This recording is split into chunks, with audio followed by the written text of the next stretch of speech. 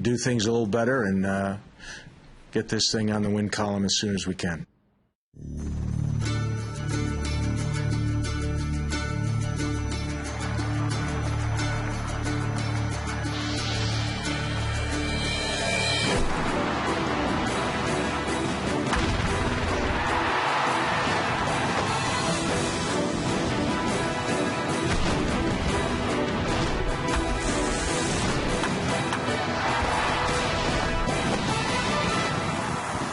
It's the Orioles on Masson, and we welcome you on a cold and wet night here at Camden Yards. The Rays and the Orioles meeting Game 2 of this series, with the Rays coming away with a 5-1 win in the ball game last night. And tonight for the Orioles, as Dave Tremblay said, the hope is they shake it up. Hi, everybody. I'm Gary Thorne. The tough start for the Orioles continues, trying to find a little magic wherever it may come from. Batting practice uniforms are going to be worn tonight. Why? Just to try and get some hits and some runs. And the lineup changes Tremblay talked about after the ball game last night have occurred. It's not the people, it's the place in the lineup. Matt Wieters, for the first time, is going to bat in the cleanup spot in his career. Adam Jones is struggling, has been dropped down. So has Garrett Atkins. Ty Wigginton's going to get the start at second base. Same names, different places. Why? Well, let's listen to the skipper. Let's do what we can to get the offense started, and score some runs. Changing it up, I think, is a good idea. Change the routine a little bit. Mike Flynn, just try and get something that works. Well, absolutely. You just figured he was going to do something after last night's game, but with a real slow start, moving Wieters into the cleanup spot. He said it's time for the good ones to rise to the top. The change with Tejada going from cleanup to second and Adam Jones into fifth. You had a feeling something was going to change the uniforms. I'm sure they're changing their spikes, changing their hats, probably changing their direction to the ballpark. So they're going to change a little bit of everything just to change the momentum from the way it's been going. We're going to talk about that during the game. Mike has some great, some of those change things and superstitions players have. We'll have a chance to listen in on that later. I can't wait. All right, the Orioles take the field. It's the youngster Brian Matusz will be on the mound. He's being asked to put an end to this losing streak. When we come back, not raining right now. Baseball is going to be played.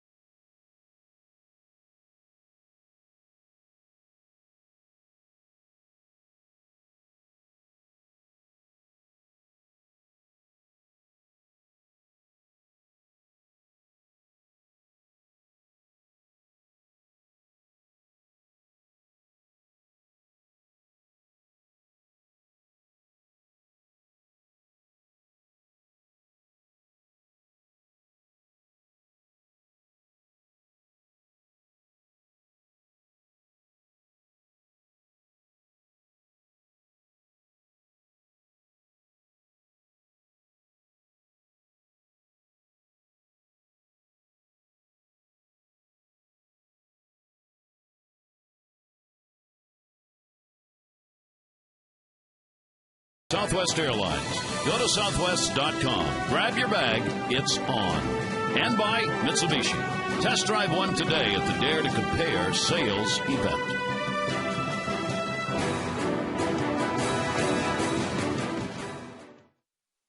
right now we're just going through one of those things. Myself too. I need to pick up things. I don't know, most of the guys need to pick it up too, but hitting's contagious. Once one guy starts going, I think all of us are going to go. We're facing some tough pitching right now. We've been given some good battles, just falling up short, and we just need to calm down, take a good approach, and start over.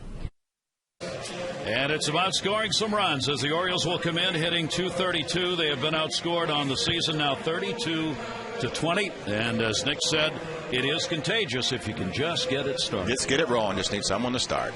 All right, let's take a look at the starting lineup brought to you by Southwest Airlines for the Rays. Bartlett, Rodriguez, and Zobrist. Longoria, Pena, and Upton. Ibar, Navarro, and Kapler. Only one lefty in that lineup. Ibar, big numbers against the O's. Take a look at the scouting report. And for Brian Matusz, don't change. You're already beaten this club once. Don't change your philosophy, what you went about and did so well the first time. And then it's Texas Hold'em, one of the best running clubs in the league. Did an outstanding job with a couple of pickoffs. And the old college tribe. Pretty good matchup of some tremendous college pitchers with Matusz 26-8 and Neiman 28-4. And Brian Matusz is ready to go, the left-hander. And Bartlett will lead it off. And we are underway. The breaking ball is in there for a strike. Bartlett ended up with a 1 for 5 in the ball game last night. It is overcast with some fairly ugly clouds floating on by here. Not much of a breeze, thank goodness, blowing tonight. We'll hope that the rain holds off after it's drizzled all day. Bartlett 3 for 6, the numbers he has in his meetings against Matusz. Here's the 1-1 delivery on the way. Takes that one to right. Nick Markakis. And that'll take care of Bartlett. 1 down. Let's take a look at a different pitch script. This is a two-seam fastball, more of a sinking fastball that Matusz will employ. There's the four-seamer. You can see it right across using the benefit of the four. And then the curveball, traditional on the side grip. And there's the circle changeup you hear so much about. Little cup in the middle of the hand, and he has an outstanding circle changeup. It is his 10th major league start as he faces Rodriguez. Sean Rodriguez at second. Rodriguez did not play in the ball game last night. He'll be moved in and out of that spot at second base. Fastball hit to center field. Almost not moving at all. Jones will put it away, and there are 2 fly ball outs. Let's take a look at the defense tonight. Felix P.A. will be in left. Adam Jones in center. Nick Markakis in right. In the infield, Tejada, Isturiz, Wigginton out at second base. Atkins at first. And the new cleanup hitter, Matt Wieters, behind the plate. Zobrist will stand in. Ben Zobrist. He's got a hit streak going back to last season. Zobrist, switch hitter, bats right-handed. Will take that one on the outside corner for a strike. Brian Matusz does what he has done in virtually all 10 of his starts, and that's throw strikes. He gets ahead of hitters, so he's been able to do that. Left-hander with the 0-1 delivery to him, and that's going to be outside for a ball. Zobrist has started in all 7 games for the ball club. He had 5 in right and a couple at second base. He's going to be in right field again for this one. Matusz with a 1-1 delivery, and that'll tail away. 2 of the 6 wins Matusz has in his young career, he's 6-2, have come against Tampa Bay. 5.23 ERA against the Rays with a win last year, and then the win in his first start this season against Tampa Bay. Brian, of course, has the only win for the Orioles, who come in 1-6. Yeah, I don't expect him to win, I guess, 100% of the Oriole wins this year.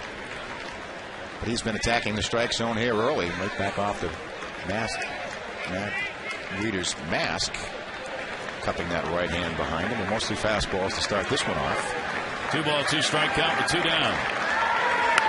He gets a chopper to third base. Miguel Tejada on the slow roller, guns it over and gets it. Matusz starts out strong as he retires the side in order. No small matter. Oriole pitchers have had their problems in the first.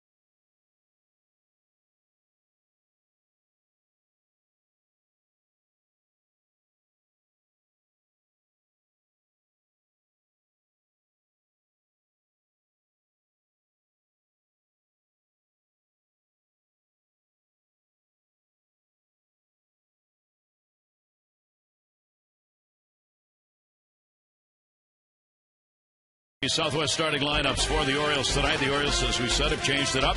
PA, Tejada, Markakis, Wieters batting cleanup. Jones, Reimold, Atkins, Wigginton, and Matusz.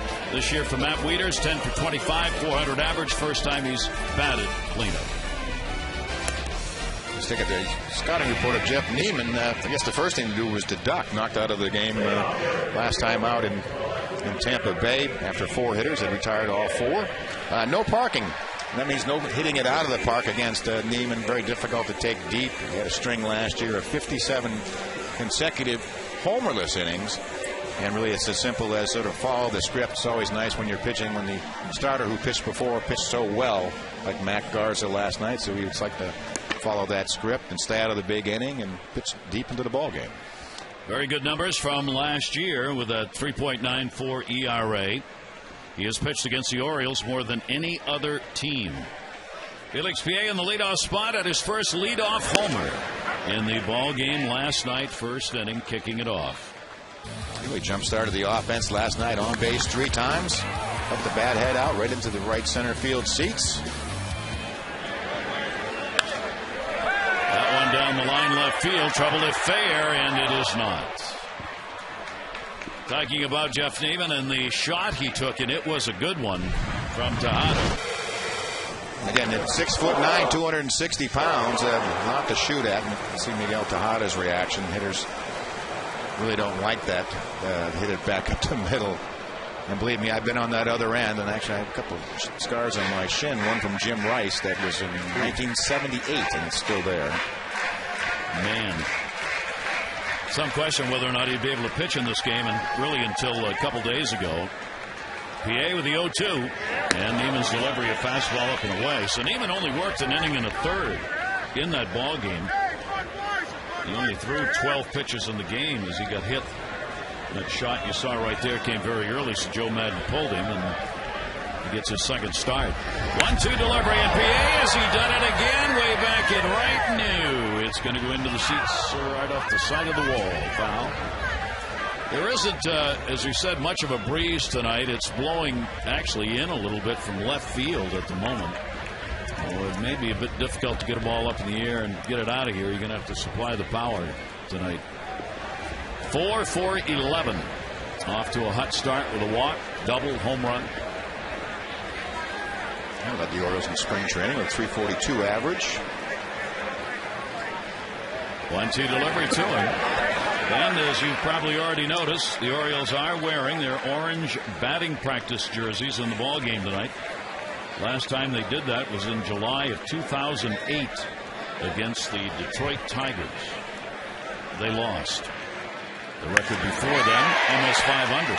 Base hit, PA's on.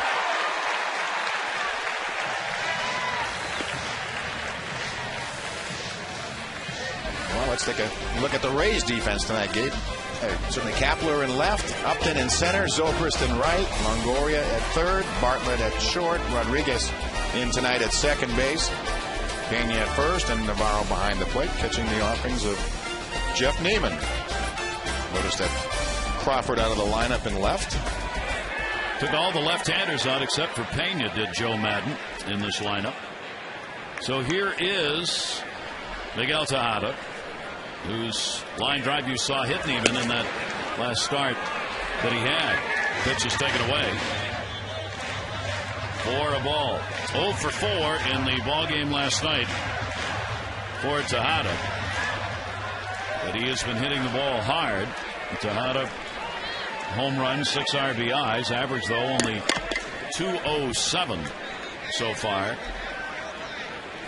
PA at first base with good speed, being held by Pena, not going anywhere, to the gap in right center field. And reaching is Zobrist. Upton kept coming at him and apparently didn't call for it. Zobrist never got under it. He had to reach out and make the catch, so he's having a discussion with Upton. Let's not have that go on.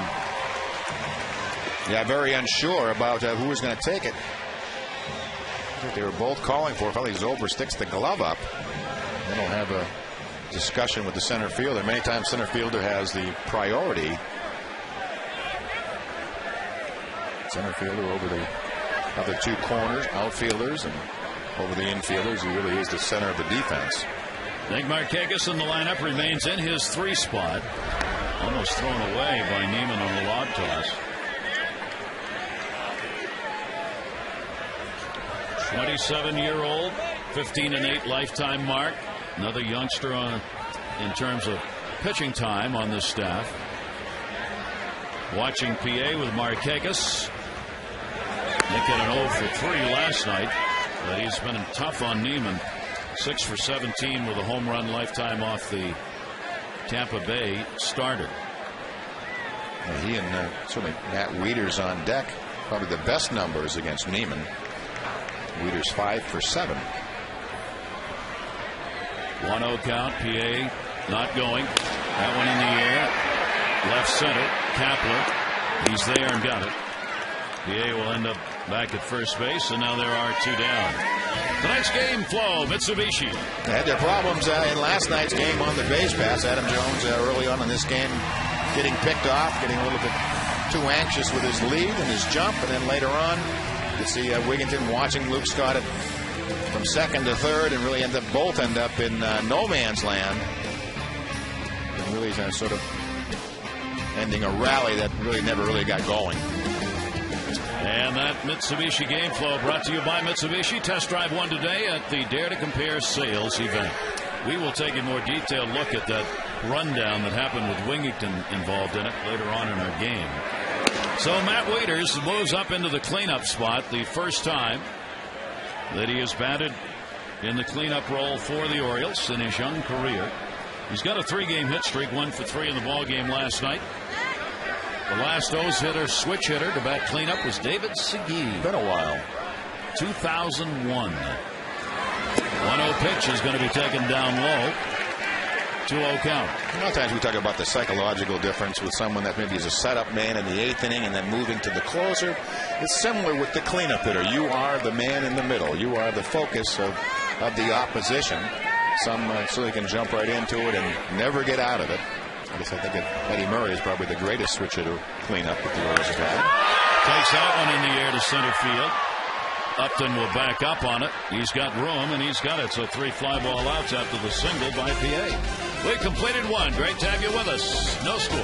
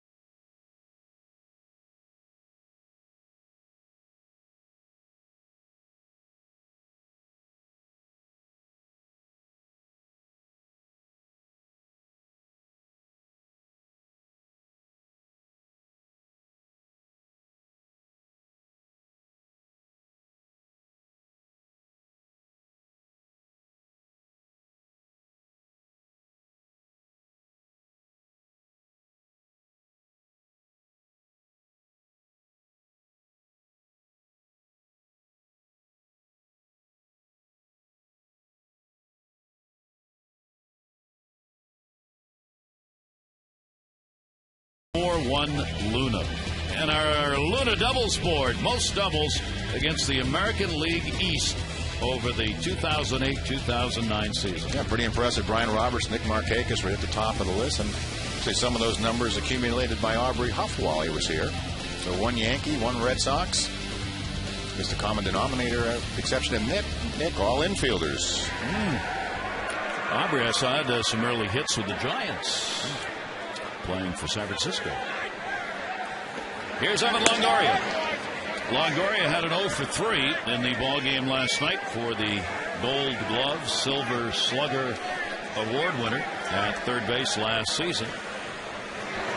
And he will foul that one away. Against Matusz, he has gone 3 for 5. You get two of the bright young stars of baseball going against one another right here. One on the mound and the other standing at the plate. 1-1 delivery.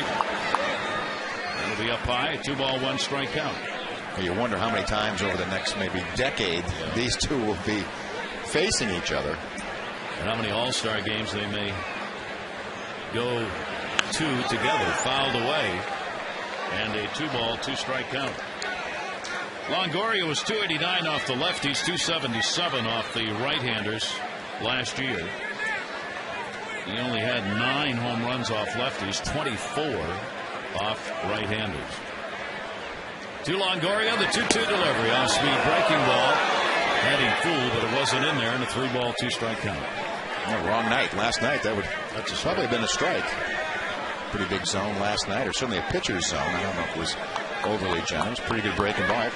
Pretty tough pitch for Longoria to lay off of. 3-2 delivery. And got him. Put that one in there, and there's his first strikeout.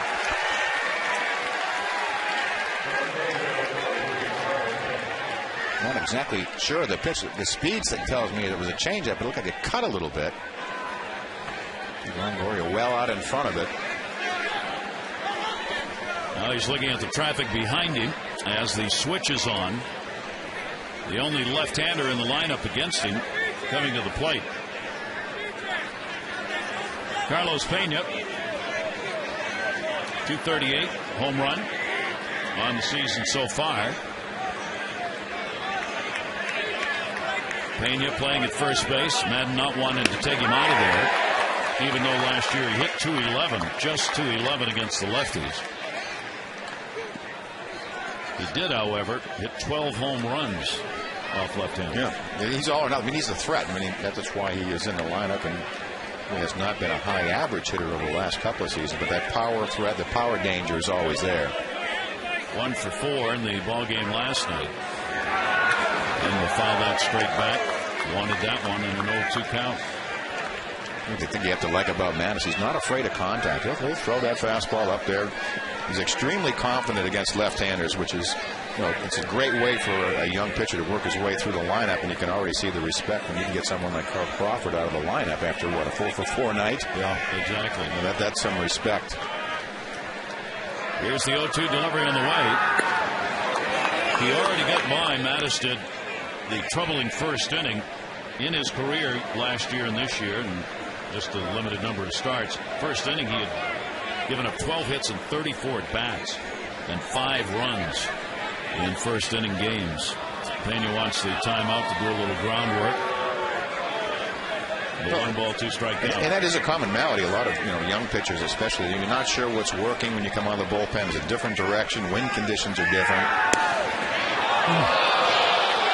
Close pitch.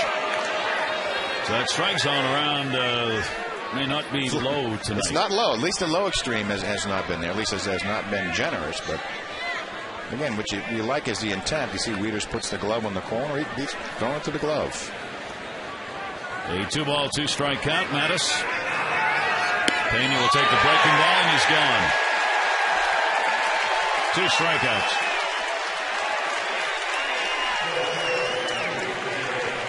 Watch his reaction at the plate. Well, we hadn't seen the low one called, but certainly the high breaking ball gets called right here. You can see it freezes Pena.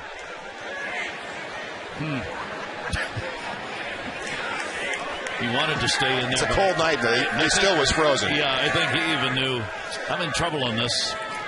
2 down. Pitch is going to be taken up high by Upton.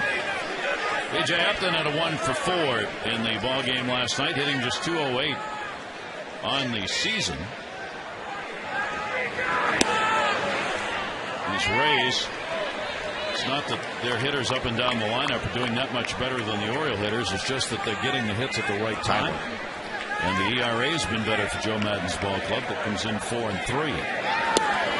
That is going to miss, little inside. Matusz had hoped to get that call. Count goes to 3-0. First outing, 7 strikeouts, 5 walks, couple of hits, surrendered by the left-hander. 3-0 was taken, and that is in there for a strike. Kind of lulls you to sleep with the delivery. He has a very slow leg lift in the beginning, and then he really accelerates through the last part of his delivery. It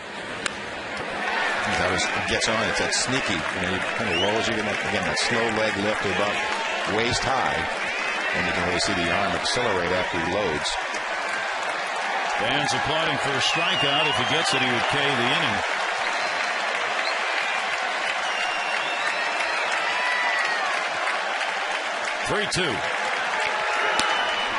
Surrenders the walk. He gave up a career high 5 walks in the outing he had against Tampa Bay this season. Time's running out for your chance to receive the exclusive Brooks Robinson figurine. You can get an Orioles partial season plan, low as $154. You get great benefits, including that figurine. Don't miss the unique keepsake and your chance to get tickets and save. 888-848-BIRD or go to Orioles.com. Ibar's the designated hitter in the ball game. And that one is going to be taken for a ball. Brooksy was around the ballpark today. Had a chance to talk with him for a while. He looks great, feels great, said I'm doing really well. So great to hear that. 1-0 delivery, and that's in the air to right field. And it'll be Nick Markakis, warning track near the wall. He's got it. Ibar retired. No runs, no hits, no errors, and 1 left. No score.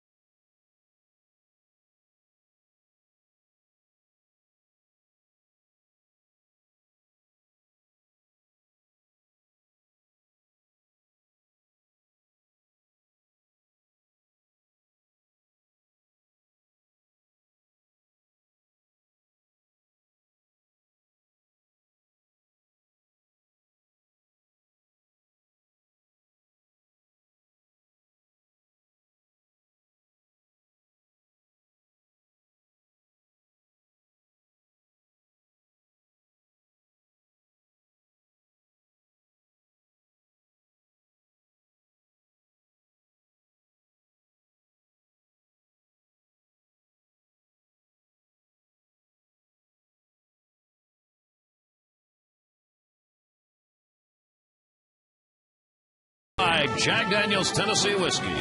Please drink responsibly. It is a cold 46-degree evening here in Baltimore. A week ago Monday it was 90. Go figure. It is global warming. Cold.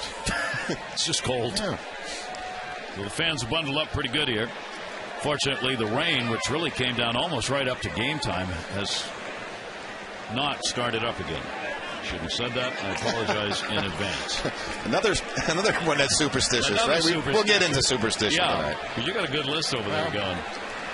So Adam Jones moved down in the lineup from the number 2 spot to number 5. Adam had a 1 for 4 in the ball game last night, but it has been a struggle for him so far on the season. Trying to get that bat going. Hitting .233. Double, triple home run for extra base hits. And the bending ball from Neiman is in there for a strike. Jones against Jeff Neiman. A couple of hits in 12 at-bats.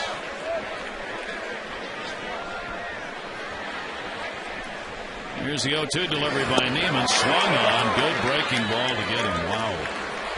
Need him up pitch. Let's check in with Amber. Well, Gary, it's pretty obvious this team is looking for that moment where they click as a team. I spoke to Rays center fielder B.J. Upton, and he told me he remembers being in that position back in 2007. He said on the Rays that year there were a lot of young guys that were talented, people like himself, Scott Kazmir, also Ben Zobrist and Carl Crawford, but he said a lot of them, much like these Orioles, were very new to the big leagues. They were still in that observation mode. I'll give it back to you, Gary. I'll pick it up in a moment. Just caught him on the jersey, Amber. He's all right. Reimold will get out of first base. All right, with that cold weather, though, you know that one's going to sting just a bit. Hopefully it was just the jersey. But as Upton was saying, there was a lot of talent back on that 07 Rays team. They were afraid, though, to speak up. They were afraid to have fun in the clubhouse. They were still a little bit in awe of being in the big leagues. And he said it wasn't until later in that 07 season that they started to joke around a bit, to be a little bit loose in the clubhouse and really start to build camaraderie. And he said, ironically, that's right when they started to win at the end of that year. And that translated into 2008 when they were able to make a trip to the World Series. So maybe for this young team, it's just a matter of loosening up a bit, getting to know each other and building as a team, having fun together, Gary. I think you're right. I mean, I think a number of players are saying that. You can't play this game if you're uptight. You just can't. And there haven't been a lot of smiles around and a lot of laughing around the clubhouse, and for obvious reasons when you start 1-6. But you got to get a little of that back so you enjoy what you're doing. Cap on the mound, rather. Neiman's delivery has got to be fouled away. Reimold hit by the pitch with Atkins at the plate now. Let's see if the Orioles can take advantage of Reimold getting on. Nolan Reimold's got to be wondering, what have I got to do to get an at-bat? Last night, yeah. I'm at the plate. It ends up ending the inning with a rundown. I don't get it. I'm not getting starts, and I'm trying to tell everybody I'm all right and I'm ready to play. I finally get a start, and the first pitch, first time I get up, it takes me on the jersey, and I'm on at first base. There he goes, 1-1. Hit and run on, and it's fouled away. Atkins trying to push that ball. That's something else you do when things aren't going well. You try and make things happen. You start moving people. Yeah, I mean, I think it's, Dave Tremblay changing the lineup around. The Orioles changing their jerseys tonight. I think in lieu of maybe for a manager to sort of, maybe, I'm not saying overreact, but maybe put on hit and run and do some things you're not really comfortable in doing. I think it's a much better solution just to change the look. I mean, he doesn't sound like a whole lot changing the batting order, but changes the groups. They hit him before the game. It changes a lot, changing that lineup around. Atkins will foul that one away. He's been hitting the ball, 292. He's got 3 doubles, 3 RBIs. Dave Tremblay with the signs. Looks like he's a line coach for Notre Dame rather than the Orioles. Looks like he has some new gloves, or he's just really cold. Good sign right there that Reimold was given the go sign when all the discussion's been about his heel and can he run. Right, true. Well, Tremblay felt solid enough to let him go. Nasty pitch inside. Atkins able to foul it back. And a 1-ball, 2-strike count. Wigginton and then his Torres due up. And Dave talking about today, I says I feel a sense of urgency every day. How can you not? When in spring training, the word is clearly let out that this is about winning this year for the Orioles, not developing. Reimold off first, long look. 1-2 delivery. Atkins will pop it back, fighting him off here. I said I don't have the 27 Yankees here, and I'm just going to go with what I have. And try and win. He talked about that in the context of I'm not making lineups out in advance anymore. I want the guys out there who give us the best chance on any given day. If some guys don't like it and don't get the at-bats they think they should get, too bad. Got to win. Really is the way it should be. 1-ball, 2-strike count. Garrett Atkins, and he was going, and he gets back. He had the lean towards second base, but Reimold was balanced enough to get back. You take a look at just a little bit of a flinch. It's almost enough to get picked off. 2 outs on the base paths recorded in the game last night that were important in the 5-1 loss. And Neiman, for someone that's 6'9", pretty quick move to first. Here's the 1-2 delivery on the way. Atkins will punch that ball to right center. Right fielder Zobrist is over. He's got it for the out. Ty Wigginton coming up. He got caught in the rundown that ended that inning, but after the game, Dave Tremblay said this. Oh, I thought Ty had a good read. I thought Luke was the one who started to go and then stopped. For me. I thought Ty went when he saw Luke go. So Ty Wigginton may have been the one tagged out, but may not have been the one. Well, yeah, when you're responsible. that trail runner, you're watching the runner in front of you. When you saw Luke break, that's when he broke, and then he ended up in no man's land. Wigginton had the 1-for-1 last night, punches the ball to right field. Zobrist started in, has to back up, and he'll get there in time to haul it in. We'll show you the situation last night where Wigginton got caught in that rundown when we come back. No score.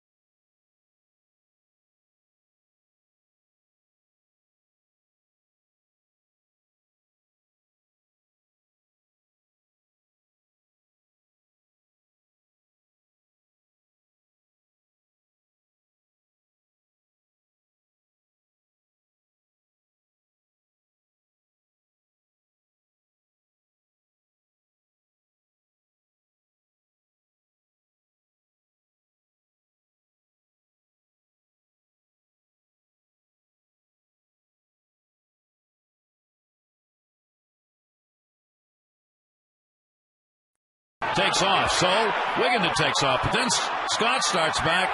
Now Wigginton's got nowhere to go. Went out to dry right in the middle.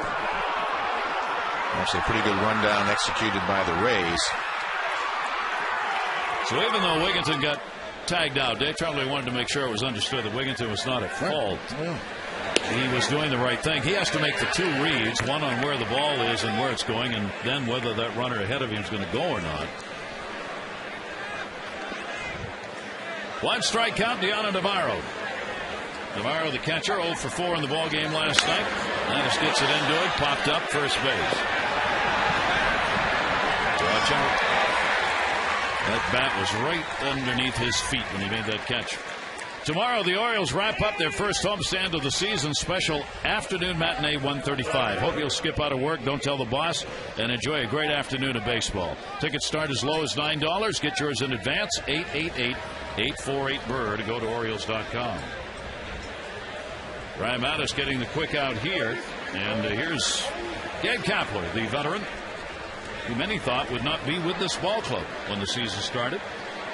Some other ball clubs were interested in a right-handed power bat, but he's here and playing.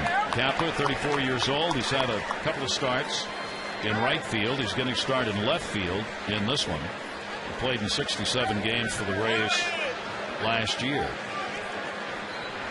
Made 8 home runs for him last year, all against left-handers. And this is going to be Wieters. And he's got it. This is a night for balls to be hit in the air, apparently. There are 2 down. By the way, the Rays made a change today. Kelly Shopping, the backup catcher, has a right knee sprain. He had a collision in the Yankee series. They had to put him on the DL, and John Jasko called up from AAA, 26-year-old catcher. And Jasko was supposed to be here for the start of the game. And whether he actually got here when the first pitch was thrown, I'm not sure. Bunt shown. It is taken for a strike. Bartlett flied out to right field in his first at bat. Players coming to the big leagues always arrive quickly, and those being sent back to the minors take, 3 or 4 days? Usually they go in the other direction. Funny how that you get to the big leagues as quickly as you can. Yes. Bartlett, the career .337 hitter with 3 home runs, 20 RBIs against the Orioles. Good off-speed delivery, Matusz. 1-2. A terrific changeup. He hasn't thrown many. He really uses it very effectively. He doesn't overexpose it. In that respect, it reminds me of little Scott McGregor, who threw a great changeup in the first inning, and then for the rest of the game, it seemed like the opposition would be looking for it, and he would just pump his fastball. Bartlett, the 1-2 delivery. Fastball. Third base. Tejada. He's got it. Matusz off to an outstanding start here through the lineup. The National Aquarium on the Inner Harbor. If you have not visited, a great day for the kids and adults.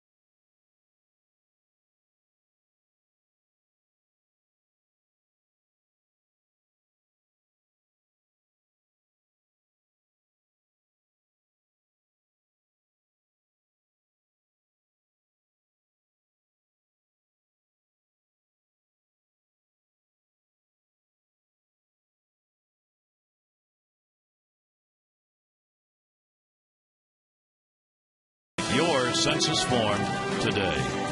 Gary Thorne, Mike Flanagan, and Theo Harris with you. Camden Yards on a 46-degree chilly evening. Ryan Matusz getting through the lineup with a walk surrendered. The Orioles have not done one thing that they had been doing in this losing streak, and that's scoring in the first inning. Maybe that's a good sign, because they've not been scoring after the first inning most of the games. So try and reverse that if they can. Neiman on the mound to work against his Turris, hitting ninth in the order. 4 for 17, trying to bunt his way on, fouls it back. Yet another thing you do when you are struggling to score runs. Use the old philosophy. Get on to the next person. Take the pressure off yourself. Don't feel like you have to carry the load yourself. Make that offense more fluid from one hitter to another. That will move Longoria in at third base, even with a bag now. And his Turris rips it foul. Oh, my gosh. And that'll take the count to 2 strikes.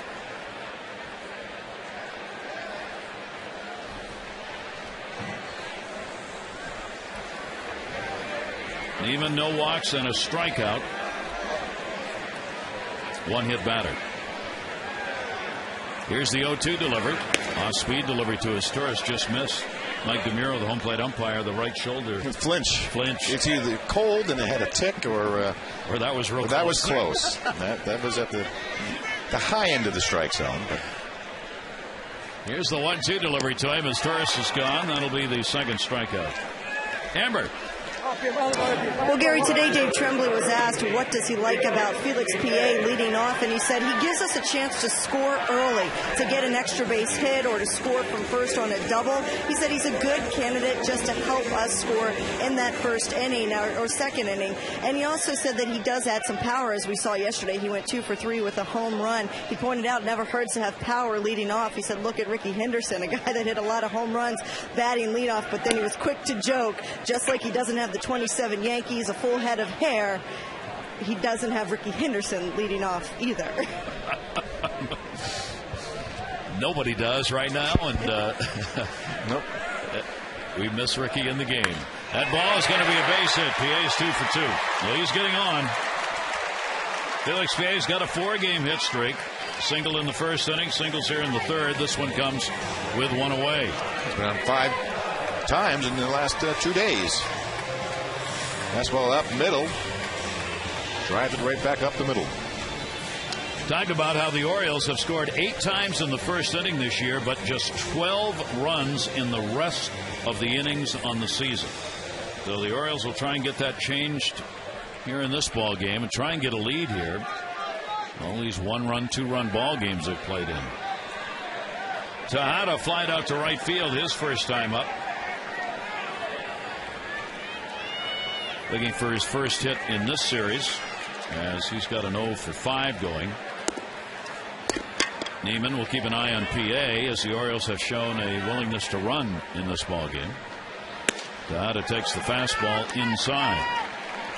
Tejada with plenty of at-bats against Tampa with all the years with the Orioles. 303 lifetime average against this Tampa Bay team, and 22 career home runs in 129 games against the Rays. It's a pretty good season. Not bad. 1-0 count. PA extends the lead by a half step. Neiman will see that and throw over. Orioles stolen base-wise, they are 3 out of 5. Somewhat surprising in that, having played Tampa Bay all these games, they've only given up 1 stolen base and only 4 attempts against the Orioles. That is a little surprising. 1-0 count. Navarro's thrown out 1 of 4 behind the plate.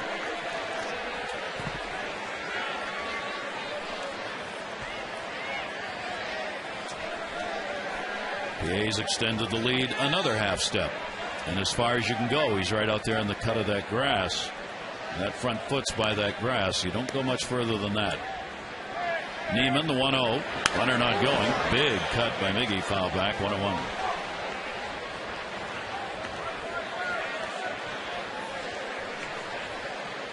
Tejada with the 6 RBIs is the leader for the Orioles in that department. Wieters has had the best batting average of the regulars.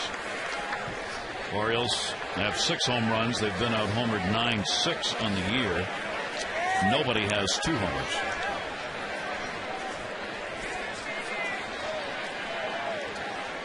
Here's the 1-1. Second hit batter. And remember, it's Miggy who lined the ball off the shoulder of Neiman in their last meeting. I think it's more about trying to pitch in. The ball runs up and in on Miggy.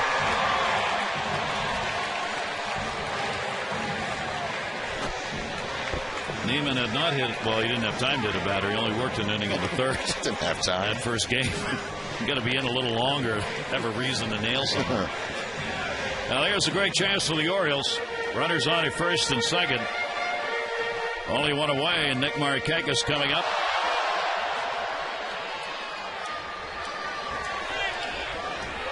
One of those down and out numbers they've got to get away from with runners in scoring position. 157.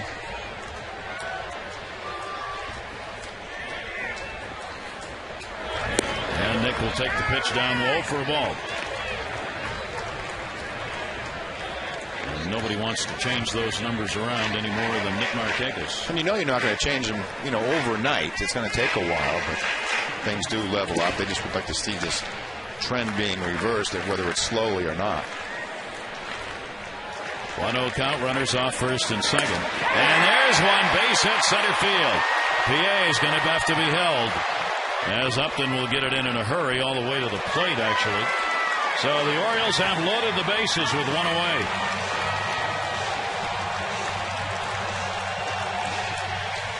Well, clean single up the middle, and it has to freeze PA at second, so he's only able to get over to third base, and again, not wanting to stretch it out with just one out. So Hickey, the pitching coach, is on his way out. PA a single at third. Tejada hit batter at second. Markakis on at first with a base hit. Now they want to make sure with Matt Wieters in the cleanup spot what they want to do here. And the baseball gods have seen fit to let the stage be set. Wieters bats cleanup in his first game, and in his second time up as a cleanup batter, the bases are he gets an opportunity.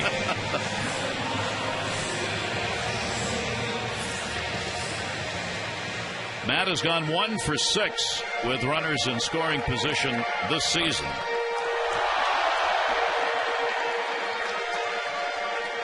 He's had 5 hits and 8 at-bats against Jeff Neiman already.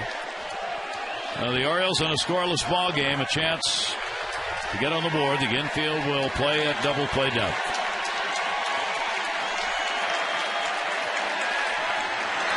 Wieters will take it for a strike.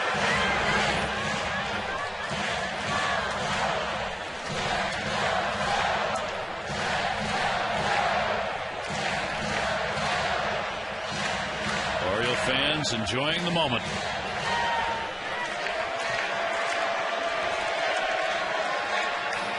Oh, 1 delivery. Wieters will take it inside a fastball. A 1-ball, 1-strike count. Wieters against Tampa Bay has been able, unlike most of the Orioles, to find a way to put the ball in play where they ain't. Got that 7 for 16 against the Rays. And a slow roller that's going to go foul. And Neiman will get up on the count, a ball and 2 strikes. We certainly have seen the Rays play the shift against Wieters. They have to play it really straight up with the bases loaded.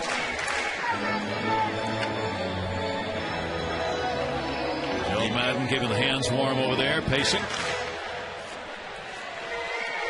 Matt is proving to be a player who likes his home field. Average-wise, here at home, 326. Since getting the start last year, early in May. Flied out to center, and there's only a bat in this ball game. Bases loaded, 1 out. Here's the 1-2 delivery by Neiman. I don't know how he hit that. Was that ball by him? That's what we used to call the old emergency swing. And Neiman really has saved his best 2 breaking balls for Matt Wieters in this at bat. You can see him just adjust almost mid-swing.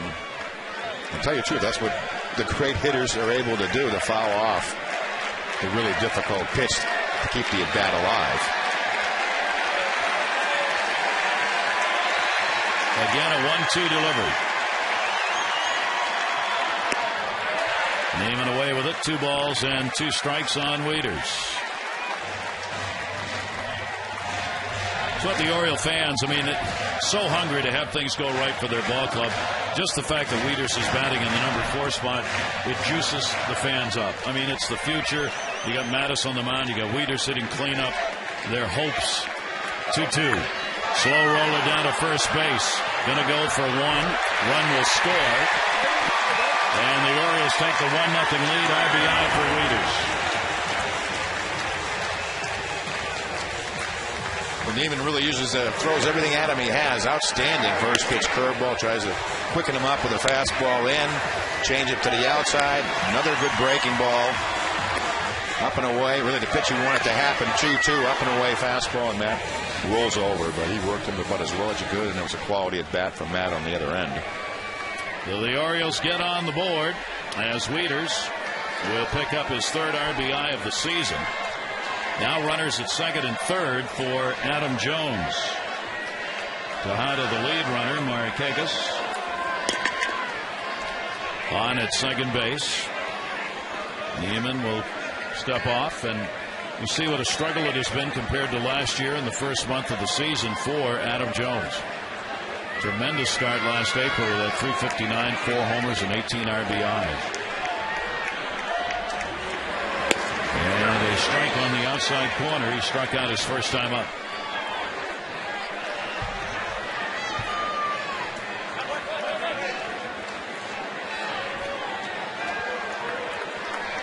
He has struck out 6 times and has not drawn a walk on the season.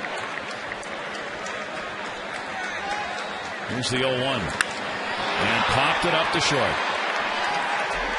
Bartlett, he's got it. Could have been a lot worse for an even. The Orioles will get a run, though, as Wieters gets the RBI, and it's a 1-0 lead.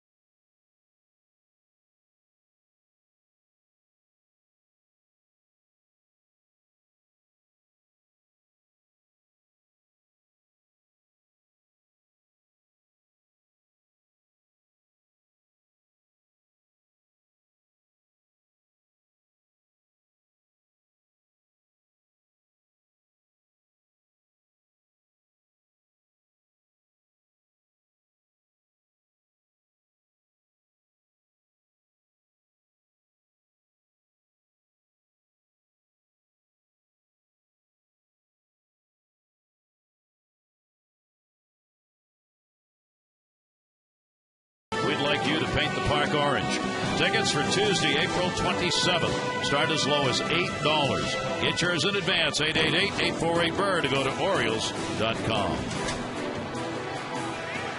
The Matusz with a run. A 1-0 ball game. Rodriguez, Zobrist, and Longoria coming up as we go to the fourth inning.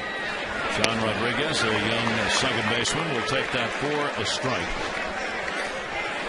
Toronto leading the East 5-2 right now. The Yankees 4-2. Tampa Bay 4-3. Boston's 3-4. And then the Orioles at 1-6. Quickly, a 2-strike count. Rodriguez flying out to center field his first time up.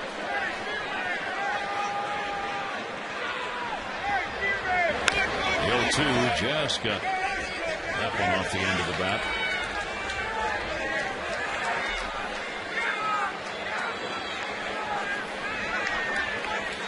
And Matusz has a walk and a couple of strikeouts.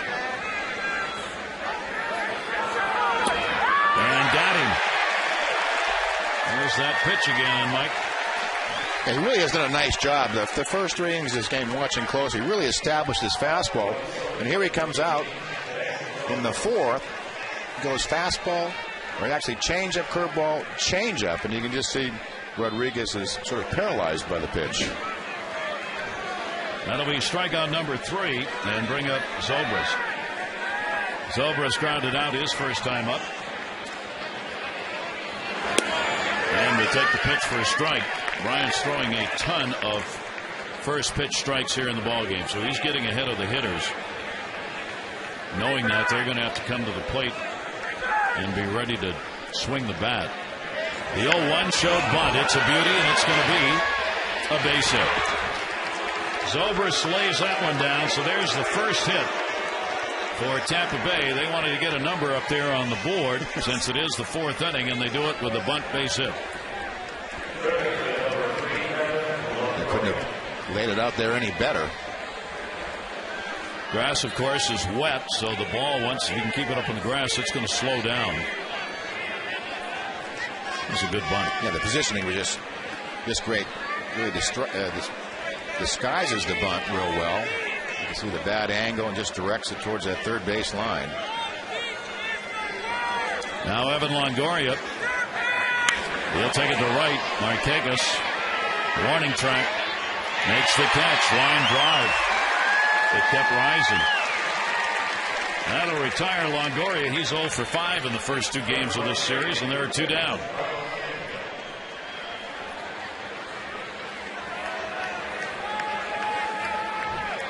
Matusz heads back with a runner at first base, 2 away, and here's Pena. Pena was called out on strikes his first time up.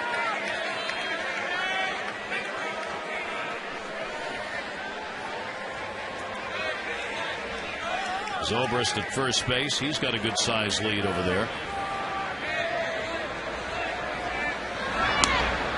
They were 7 for 7 against the Yankees in stealing bases, this Rays team, so they've stolen 8 out of 11 in the stolen base department.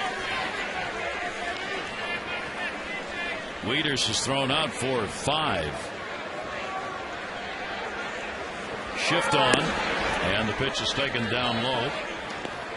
Pena, 1-0 count. Yeah, you can see the shift. Sometimes the responsibility of coverage at second base, if there were a steal, gets a little confusing with the shift.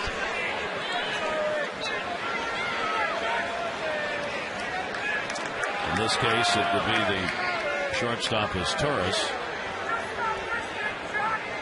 Timeout asked for at the plate. 1-0 count. Pena stepped out a couple of times trying to slow Matusz down, I think. Exactly. Just trying to change the pace. Yep.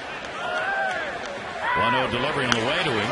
Pops that one foul, no play. 1-1. So far, you feel like you walk up there and it's 0-2. I at least want to take my time if I'm going to get to 0-2. I'm going to get behind in the count. I want to give myself a little time to breathe. Pena was really worked over in his first at bat. Pena's had 14 career home runs against the Orioles. He's always, I mean, he's a very tough out anyway, but he's done damage against the O's with a 270 lifetime average. 1-1, Zobrist the lead. Breaking ball, bats there for a strike. Just could not pull the trigger on that pitch. Just a well-placed breaking ball. Look at the target from Wieters on a breaking ball. Many times with a pitcher, when you call for a breaking ball, the catcher just sits in the middle of the plate. He was out on that corner. And it's where it crosses the plate, so that's a perfect strike at the bottom of the strike box. 2 down, Pena with a 1-2. And the breaking ball, the tagging, did he go? No. DJ Rayburn down at third base. And the count goes to 2 balls and 2 strikes. 10th career start for the Orioles left-hander. 6-2, 4.53 career ERA. Only uses about 17 pitches per inning. That was his ratio coming into this game tonight. Lefties hitting only 184 against him. And Pena's going to take that down a notch. 4 strikeouts for Brian Matusz, 2 in the inning, and it's that changeup that's getting it done. 1-0 O's.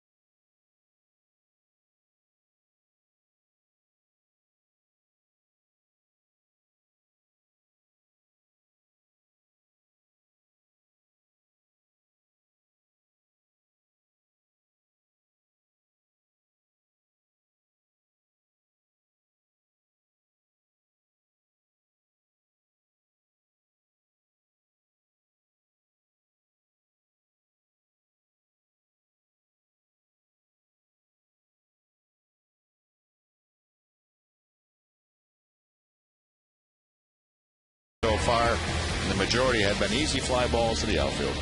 There's the breakdown. Tonight's game flow brought to you by Mitsubishi. Test drive one today at the Dare to Compare sales event.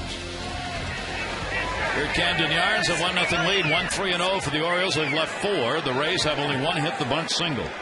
Zobrist got it in the 4th inning. He was left stranded. Only other base runner, a walk to Upton for Tampa Bay in the 2nd. Nolan Reimold says, I'm going to swing right now because if I don't, I may not get this at bat. Something's going to happen. Somebody's going to do something, and I won't get the hit. He hasn't had many at bats, obviously, only 15. He got hit by a pitch his first time up. Home run, 2 RBIs. Slow roller. Longoria. Boy, he can play third. One away. We're talking about the Yankees and the Orioles coming up. How about Madden? They played the Yankees in Tampa Bay, and there was a little set to, as the Yankees don't like the Trop. Jorge Posada, nice stadium. Balls hit everywhere. He said it's just sad. Teixeira. It's a baseball game. We have balls hitting off catwalks. It's laughable. Madden responded to that because they're trying to get a new stadium to build down there by saying, look, we need a new stadium. If they want to contribute, we'll be more than willing to take donations. And I thought the best part was, he said, maybe we'll put it on Jeter's property. Derek Jeter just built a mansion. It is the largest home in Hillsborough County. Is that right? Which is where Tampa Bay is. So Joe Madden said, let's just put it on Jeter's property. Down to third, Longoria, foul territory, and an error. The Gold Glover just kind of lobbed that one over there, and Atkins is on.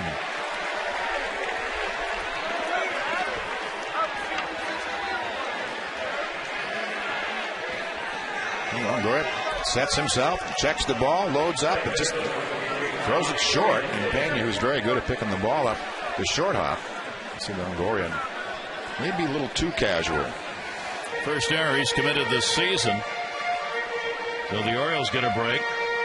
Garrett Atkins on at first base, and Ty Wigginton to fly to right field coming up. Wigginton 2 for 10. Ty starting at second base tonight. And he puts one in the air. Shallow right. Rodriguez, the second baseman. Zobrist in, and he's got it.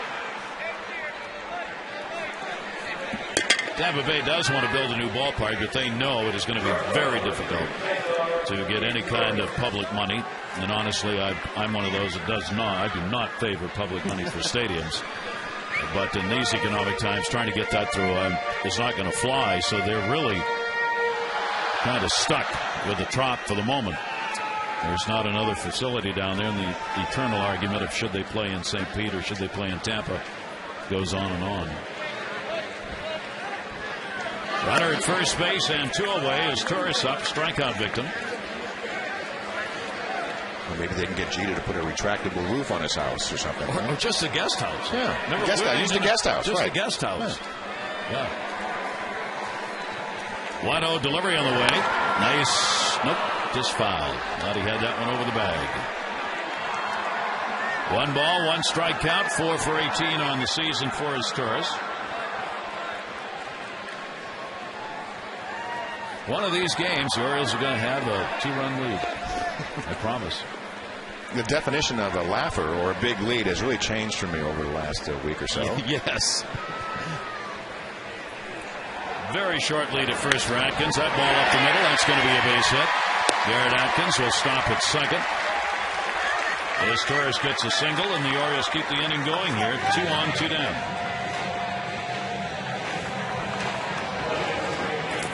No, Neiman is yet to have a 1-2-3 inning. Come in to stretch a lot.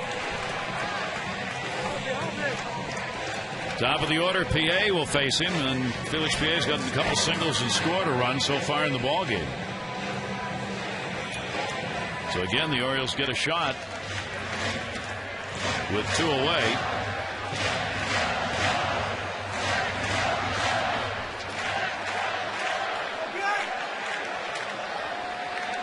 PA with runners in scoring position came into the game without a chance in those situations. He fouls that one off. So he's going to get his first opportunity with the runner in the scoring position right here. And with 2 away, the Orioles are looking for just their second hit in these situations. 1 for 26 when there are 2 down and runners in scoring position. And if any bat's going to do it, it's PA's. And the breaking ball from Neiman will be taken inside. And a 1-ball-1-strike count. Day game tomorrow as the Orioles will finish up the homestand. Brad Bergeson against David Price. 2 young starters.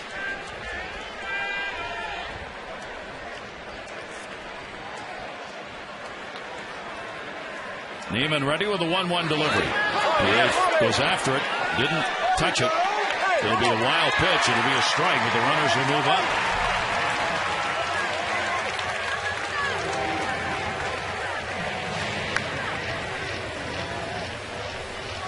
Well, this time they successfully move up. It's a little hesitation at first base, but both runners making it into scoring position. Well, you just sense just one hit in these situations would matter so much just to make the entire team feel better. They couldn't do it in the 3rd inning. They had 2nd and 3rd. Jones popped out. Now 2 down here, 2nd and 3rd. They will take it down low, 2-2. Well, you're right. One big hit.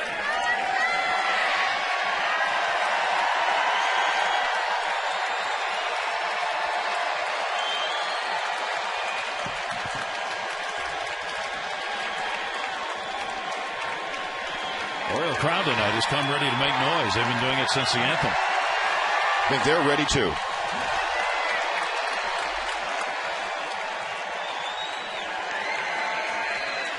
Here's the 2-2 delivery. And it goes full 3-2.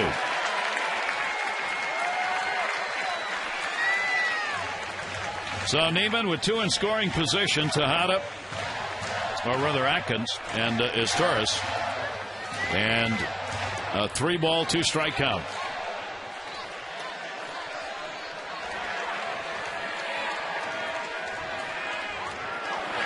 And he got him.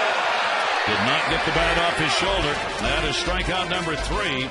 So the Orioles will not get a run on an error and a hit, 2 in scoring position.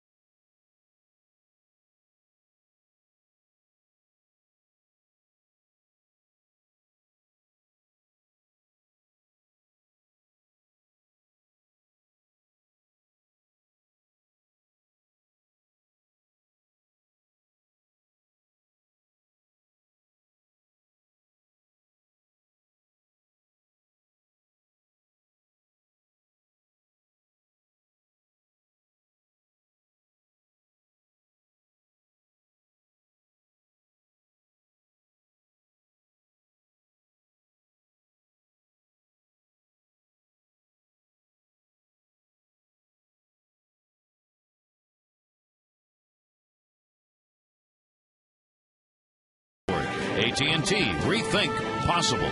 And by GoRVing.com. Visit GoRVing.com to watch a free video. Go affordable. Go RVing. Miscellaneous.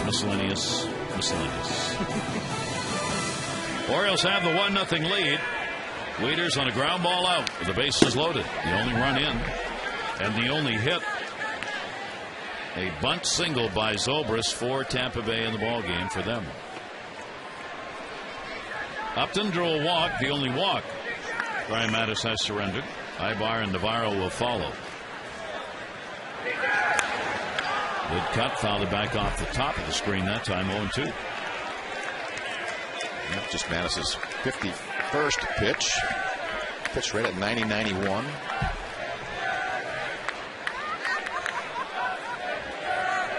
He's fun to watch pitch. Uses them all, mixes them up. Fastball will be up high. He has gone the sleeveless route. And I believe he's the only Oriole out there without sleeves. 1-2 delivery, and again, with the timing off, gets his 5th strikeout. In these middle innings, he's really gone to the changeup. Didn't throw that many early on. Just outstanding. Looks just like his fastball, arm speed right there, and it's almost like an optical illusion.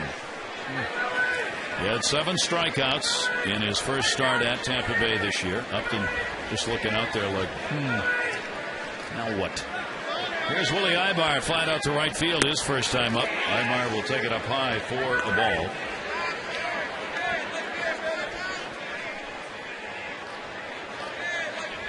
One down, nobody on. Ibar 1 for 8 on the year. That's on the corner, 1-1. As Dave Tremblay said about Brian Matusz, he just goes out there and shows you what he is. And what he is a really good 22-year-old left-hander. Again, the attempted bunt, went after it, didn't get it, 1-2. That's showing some respect for the pitcher. Absolutely. Yeah, they don't want to get to 2 strikes tonight because they're not sure what's coming. 2 strikes. It's been predictably unpredictable once ahead, and he has been ahead of most hitters. And even then, if you go back to the Pena at bat, 3-2 breaking ball, he just does not give in to you. Just when you think he's going to go off speed, he'll slip that 90, 91 right by you. And the 1-2 delivery on the way, and he got him. 3 strikeouts in a row, 6 in the ballgame.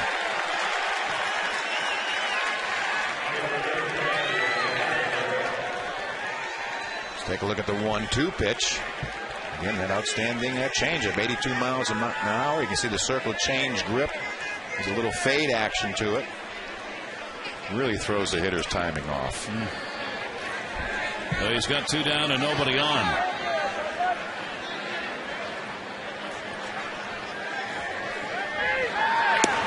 And that'll miss down low. His strikeout high came against Cleveland last year when he got 8. Yano Navarro. He popped out his first time up, 0 for 5 in the 2 games. 1-0 delivery will be fouled off. Somebody said, is that Bush League to break up a no-hitter with a bunt? I don't think so. Of course not. No. You will hear the guys on the bench of the pitcher who's pitching a no-hitter be screaming, "Oh yeah, swing the bat!" Oh yeah, along with other words. But 1-1. The idea is to break it up. Fouled it off his leg or foot, and that hurt. And remember, Kelly Shopping, the first line backup catcher's gone, and the call-up, we think, arrived in time for this game, John Jasko. Navarro says he's all right. He isn't, but he says he's all right. Take a look at the pitch. That's the one that usually gets you, the down and in fastball from a left-hander. Oh, right off the back knee.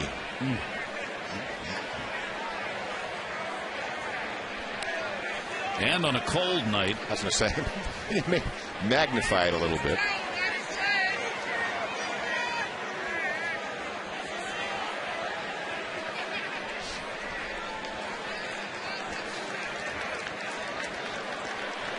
Navarro will gather the bat and his body back together.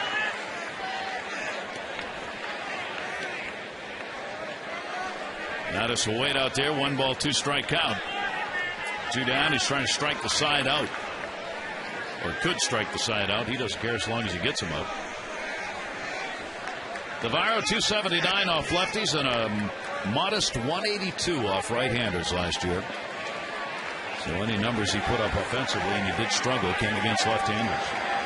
1-2 pitch, a chopper. Matusz, and he got it. So 1-2-3 inning here in the 5th. The Orioles have the 1-0 lead. They'll try and extend it. The 3 due up coming up when we come back.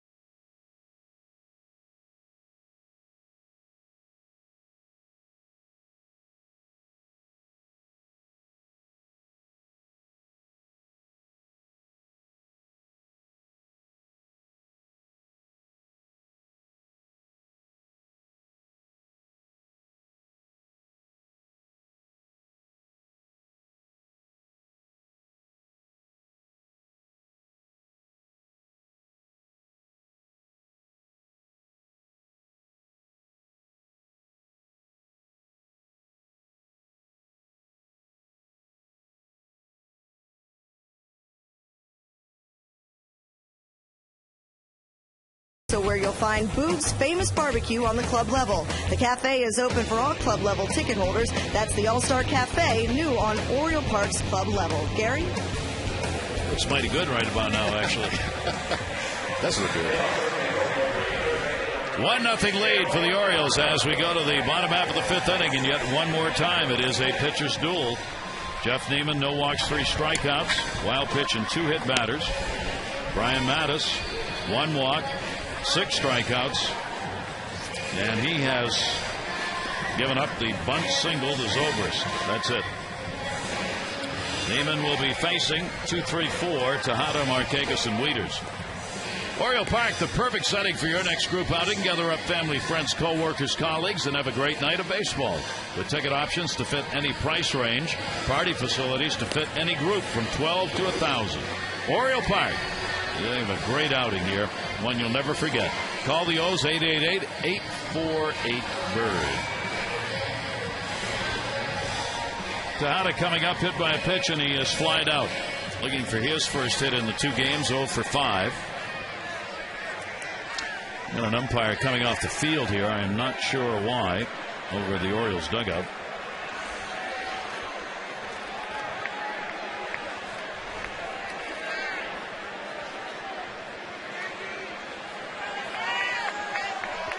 I'm not sure what to They say. agreed with whatever was being said there, and that something in center field. Maybe Upton is going out. Upton is talking with Tim Timmons, the second base umpire. Tim Welke, the first base umpire and crew chief, came over. I don't know what Upton was complaining about, but whatever it is, it's been brought to the attention of everybody.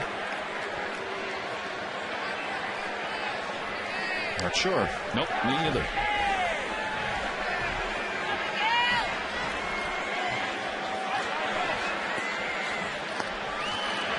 Miguel Tejada will take the slider away. 0-1 count. Tejada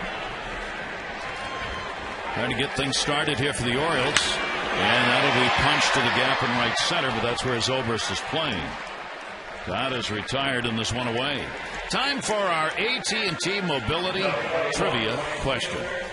Which of these is not a nickname for the Rays minor league affiliates? The Rays minor league affiliates, which is not one of the nicknames? I'm going to guess Plankton. I was thinking along the same lines. Good. I'll go Biscuits just for Okay, just to be okay. different. All right. I'm not sure of any of them. The answer coming right up. Markakis will take it for a strike on the inside corner. It is Plankton. Yeah. It's a tough I one. thought it was but going to be a good it. thing. I think it'd be great to have that on a shirt, wouldn't it? Plankton. And if you had another team with the amoebas, you'd have a real battle of small things. Or the red hot chili biscuits. 1 ball, 1 strike count. Markakis a single, and he is flied out to left field. Does the baseball dance on that one, and a 2 ball, 1 strike count. Rancho Cucamonga is long been one of my favorite minor league franchise names. 2-1. Came in hard on him, jammed him 2-2. It seems like it's been the scouting report for the Rays against Nick Markakis. Stay away, and then just occasionally go in, just to keep him honest, and then go right back to the outside part of the plate. Seems like they really went out of their way to try to prevent Nick from pulling the ball. Here's the 2-2 delivery by Neiman, and he goes back outside and misses with it.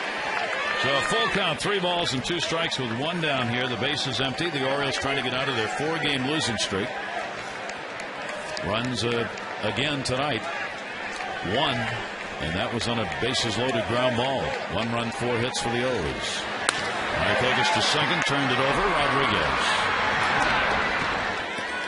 2 down, 5th inning.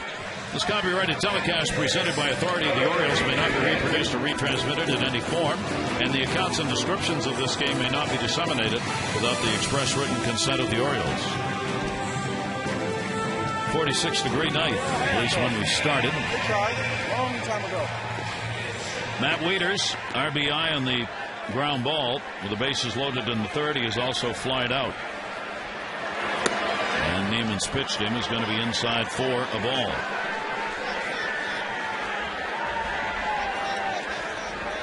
Neiman working right along here tonight as well. Left-handers hit 274 off him last year. Right-handers 258 off Neiman. So that was by the book. That is taken for a strike. 1 ball, 1 strike.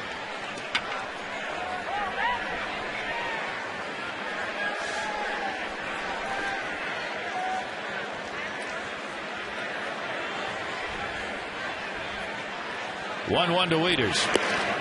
The Orioles against Tampa Bay now. This is going to be their 5th game. They've won 1, lost 3. Orioles are hitting only 234 against the Rays in those games. The Rays came in hitting 306 against the Orioles.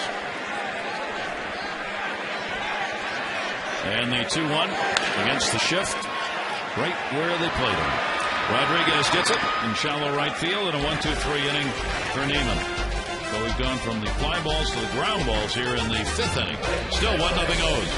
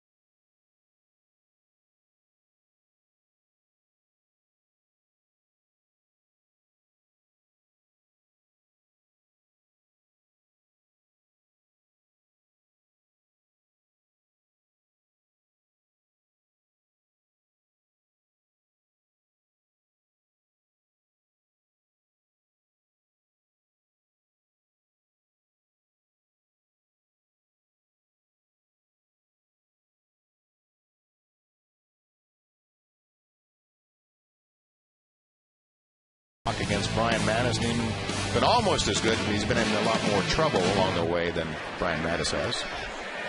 And Matusz will go back to work, protecting the 1-0 lead in this ball game. Here is Gabe Kapler. Kapler getting the start in left field. Popped out his first time up. Kapler then the top of the order in Bartlett and Rodriguez.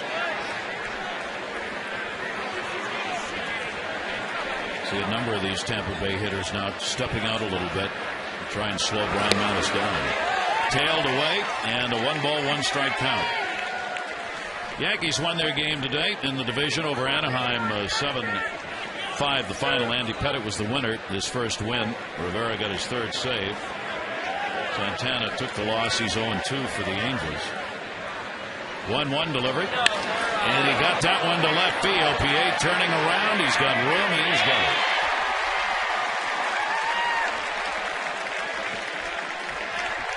So Kapler on the fly ball up. One down top of the order. Go behind the scenes with your Orioles on Facebook and Twitter. Visit facebook.com/Orioles. Become a fan of the Birds and receive the latest news and ticket offers. And you can visit twitter.com/Birdland Insider. Follow the O's there and learn behind the scenes information straight from the communications department. That is in there for a strike. Bartlett, he has popped out and flied out. He's got that 16-game hit streak going against the Orioles. And that is going to be taken inside for a ball. obviously going back to last season. I got to check myself. I think it's 7 actually. Yeah. Taken to right field. Markakis will back up, but he's 0 for 3 in this ball game. 2 down in the 6th inning. Just 67 pitches, so real good shape pitch count wise for Brian Matusz.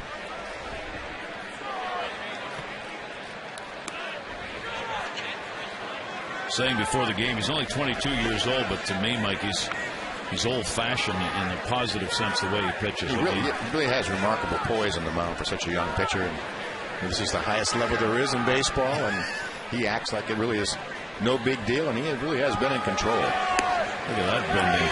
Wow. Big yacker right there, and a 1-strike count on Rodriguez. Rodriguez has flied out and been called out on strikes. 6th inning of a 1-zip ball game for the O's. Mercy. Well, he mixes so well. It seems like he'll go a couple innings without throwing a breaking ball, and then he'll throw back-to-back breaking balls. Here's the 0-2 delivery. Fastball will stay away. I mean, you have to love the pace. You can also see he hasn't shaken off Wieters very often tonight, if at all. No hesitation. Here's the 1-2 delivery. Ooh. Well, that is the advantage of the catcher-pitcher battery having worked together. They obviously are very much in sync. Sometimes he's almost in the windup while the sign's still down. Just able to get a piece of that and foul it off. 2-ball, 2-strike count on Sean Rodriguez. Yeah, the hitters are just not sure what's coming. What you see even from Sean Rodriguez, count is even 2-2. He'll spread out, choke up, and it just shows that the hitters go defensive. And what you do, you really take the hitter's power away. Here's the 2-2 delivery. Rodriguez, a towering fly ball to left. PA. Another 1-2-3 inning. Through 6, Brian Matusz has surrendered 1 walk and 1 bunt single. 1-0 Orioles.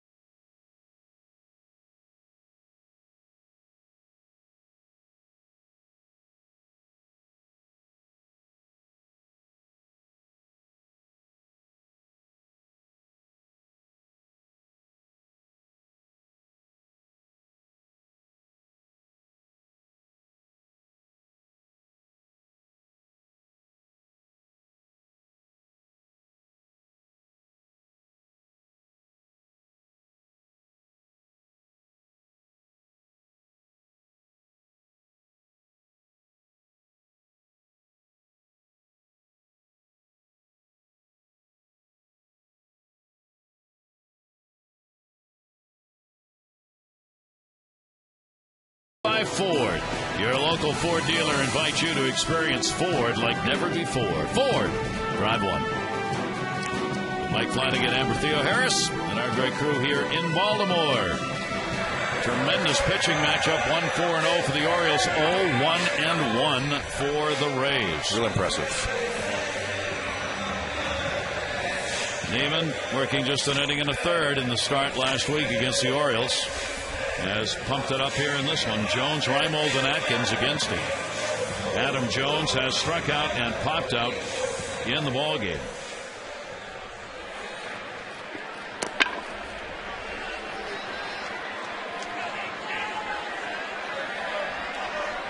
Average has dropped down to 219, 7 for 32. That one towards the middle.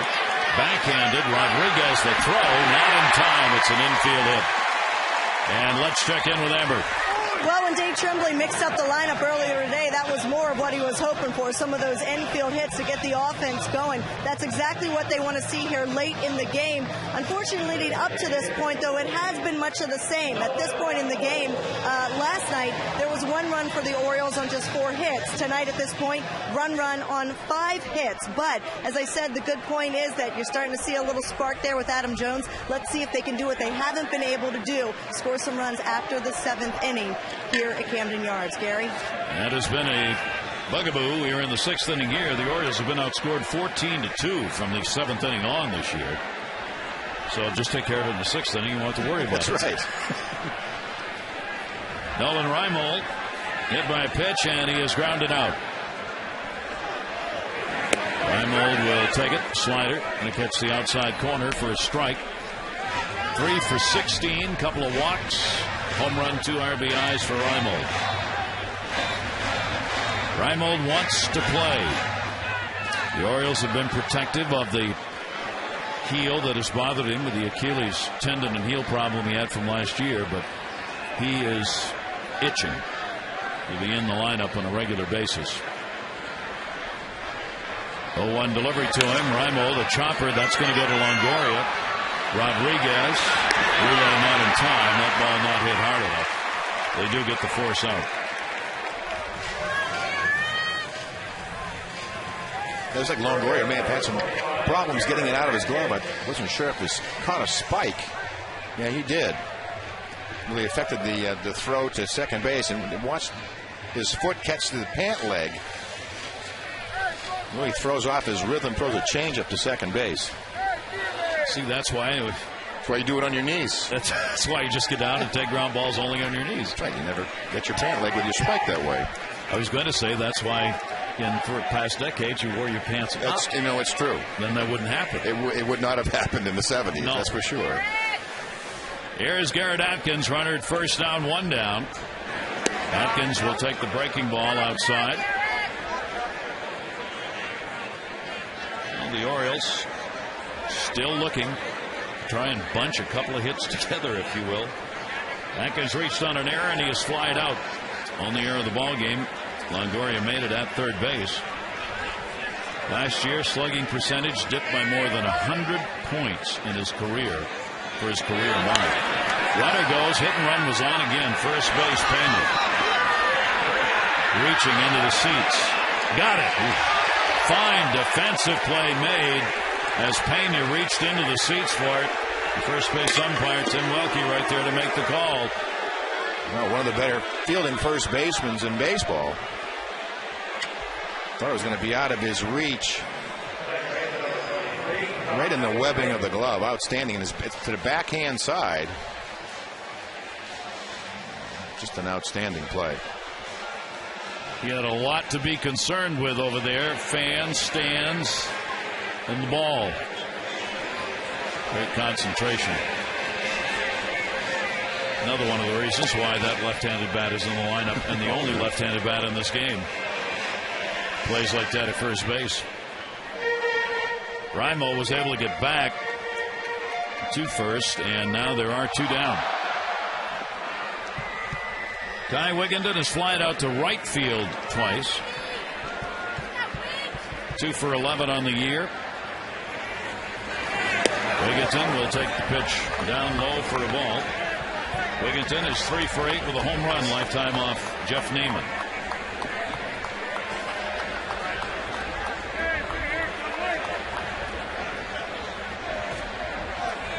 Short lead at first.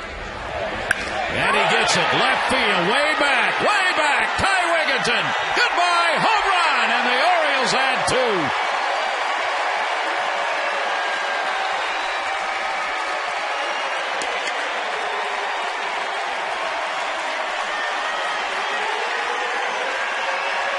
Tonight's Ford Drive of the game. Your local Ford dealer invites you to experience Ford like never before. Ford Drive One.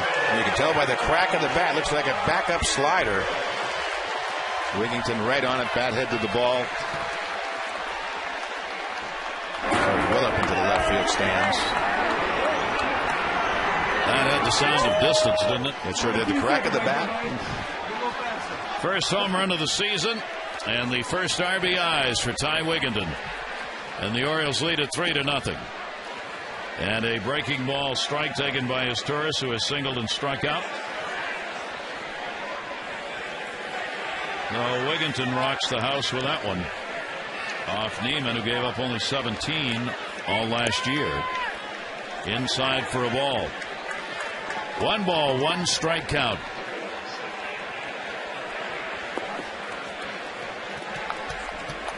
And it came with 2 down. 1-1 delivery on the way, and Matusz turns on it and pops it up second base. Rodriguez puts it away in foul territory for the out. But the Orioles get 2 runs on 2 hits and 1 swing of the bat from Ty Wigginton, and the Orioles lead at 3-0.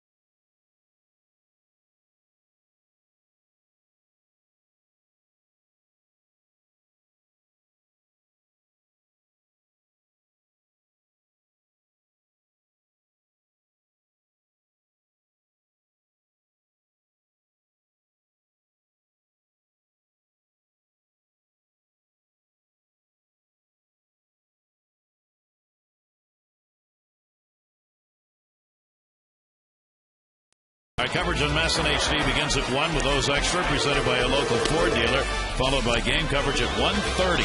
All the access you need right here on MASN. Orioles up 3 runs, 6 hits, no runs and 1 hit on the board for the Rays. Zobrist will lead it off here, and he'll take the pitch down low. We talked at the top about superstitions. We gotta get some of these on the air, Mike. Orioles wearing those batting practice jerseys tonight just to try and change it up, just like they did with the lineup. Just a new look, something maybe to change the mentality. Center field, Jones is there. Zobrist will be retired. How about some that just another fly ball? Well, I mean, I played with a lot of players that had all kinds of superstitions. Matter of fact, we were talking about in the break. If you watch, even between innings going out into the field, everybody jumps over the white line. I mean, it really is funny when you pay attention to it. But I knew pitchers that, if they lost a game, they'd change a hat and get a new hat for the next game. I know Jimmy Key, if he lost, he'd get a new pair of shoes. Hopefully he didn't lose 10 or 12 games a year. They keep throwing him in the trash after he loses, and they keep putting him back in his locker. He said, no, I'm changing the luck. Here's Longoria. I knew players that would change the route they would take to the ballpark. If they lost the day before or didn't have a good day, they'd go a different way. Or if the green lights weren't right, they felt like they were having a bad day. 0-2 count Longoria. He has flied out and struck out in the ball game. A superstitious lot. Well, broadcasters are too. We've talked a little bit about that. How do you have one on the no-hitter? Here's the 0-2 delivery. Oh, that's the unwritten rule. Never talk about the no-hitter. Do you do it on the air if you have one going? I do. You do? Yes. You go out of your way to talk about it? No. Oh, you don't talk about it? But I think fans ought to be aware of it, so I will. I don't hide it. Yeah. But most announcers won't say no-hitter on the air until it's over. That's interesting. It obviously has no effect on anything. Well, right. I don't think we control much up here, really. Here's the 2-2 delivery. Swung on and missed. And Longoria stares out like, man. 7 strikeouts, same number he had against Tampa Bay in his first start. Yeah, he could be saying it's going to be a long next decade if Brian Matusz features this kind of stuff. Outstanding changeup. 2 down, nobody on. 7th inning. Pena, he has struck out twice in the ball game.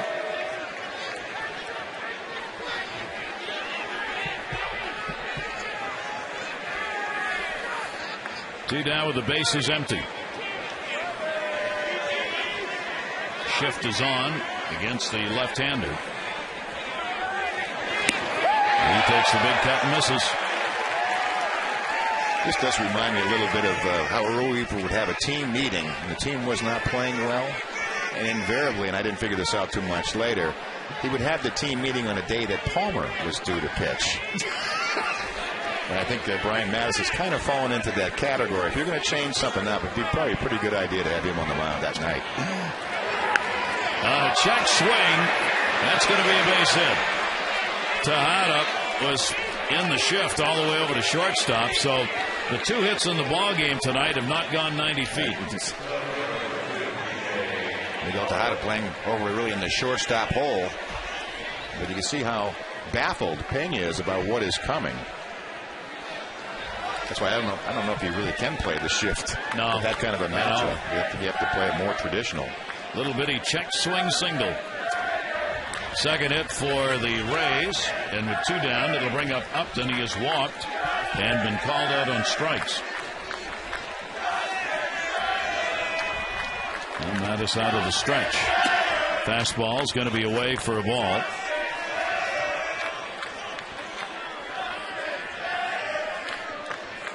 Wade Boggs had the great superstitions about ground balls at pregame. Pregame time. Pregame, yep. Took the field at the same time. Every day, watched the clock. Was on the top step of the dugout, and when the clock hit that minute mark, out he ran to third base. Took the same number of ground balls every day at third base. Required the same coach to hit fungos to him. Wouldn't let anybody else do it. I think he's the extreme example. Yep. That one blooped towards center field. And Jones is there, and he's got it. No runs, 1 hit, the base runner left on. 7th inning stretch time brought to you by Jack Daniel's Tennessee Whiskey. Please drink responsibly.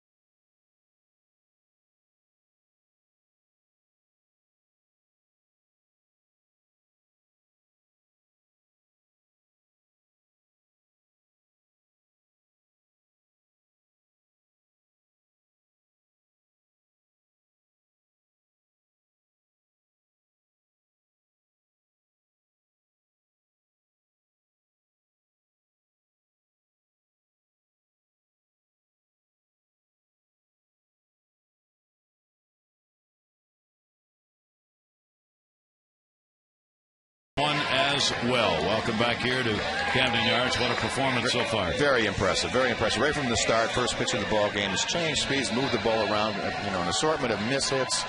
And I don't think he's missed location more than 2 or 3 times all night. Boy, the assortment of pitches. That breaking ball has so much movement on it, and that changeup that he's thrown more changeup in a game than I can remember any pitcher using in a long time. Yeah, and it seems like once he got to like the 4th inning, he really went to it. He could throw it at any count, and he has the ability, I think, to go a couple of innings without throwing a curveball and then break it out and throw it on the black. So he really has been totally in control, and again, very impressive. Mike, we talk about mechanics with a pitcher. He's also one of those pitchers. It's going to be very difficult for him to get out of whack mechanically because everything about him is so smooth. Everything is the same, and again, you're exactly right, because if he gets out of whack, it'll be an easy fix, but everything is the same. The changeup looks just like the fastball. The curveball looks like the rest. I mean, he really has a marvelous delivery, and I think the poise and certainly the confidence to be successful for a long time. And a lot of oohs and ahs coming not only from his teammates and the opposing team, but the fans here at Camden Yards getting a chance again to watch him pitch. 3-0 lead, bottom half of the 7th inning. Felix PA, leadoff spot. Jeff Neiman has gone the distance for Tampa Bay. 2 singles for PA, and he's been called out on strikes. 3-6-0 for the Orioles. 0-2-1 for the Rays. RBIs, Wieters, and a ground ball out, and Wigginton, 2 of them on the 2 RBI homers, first of the year. 1 ball, 1 strike count on PA. Tejada and Markakis will follow.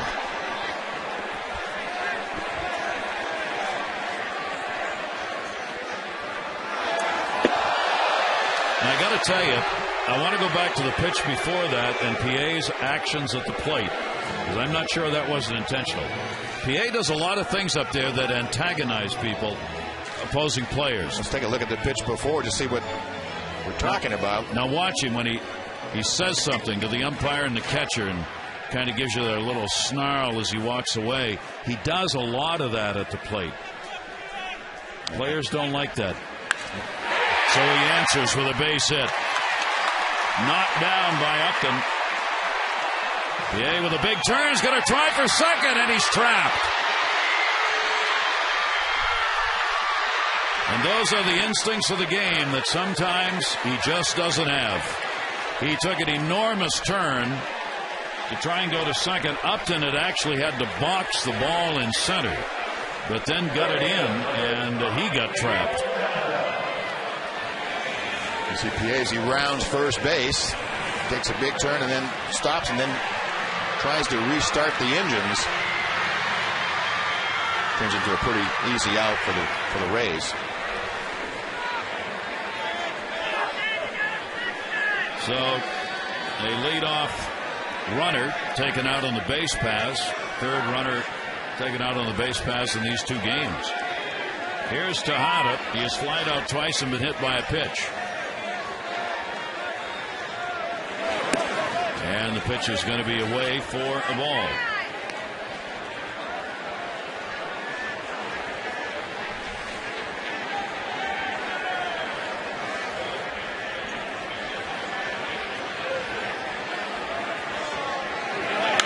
And a foul ball into the seats. And Tejada, that'll even up the count. 1 ball, 1 strike. Time to text in your vote. AT&T Player of the Game. Here are the candidates for tonight. Brian Matusz. You've watched him work. PA's got 3 singles in the ball game. Wigginton with a 2 RBI homer. A, B, or C to 518-62. Cast your vote. 1 ball, 1 strike count. Tejada hitting at 194. Down to third. That's a fair ball. Chased into the corner by Kapler. Tejada on his way to second base. He'll go in easily with a double. And there's that base running miscue by PA. Well, that's the way it usually works out.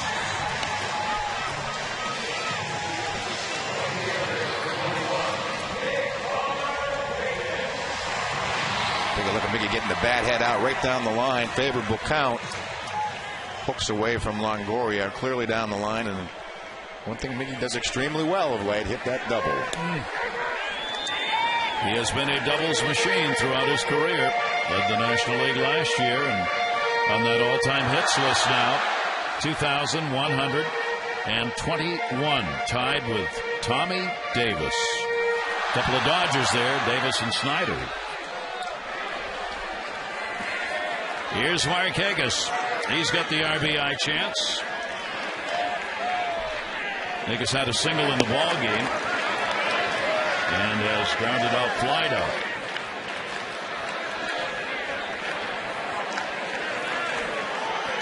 That put out on PA, by the way, was an unusual one. It was an 8-1-6-3. As the ball got thrown back in from Upton, the center fielder, and was handled by the pitcher, Neiman, because it rolled away. Markakis will foul it off, and a 1 ball, 1 strike count. 8 hits now for the Orioles, 2 in the inning. As PA was credited with a single. Grant Belfour in the bullpen for the Rays.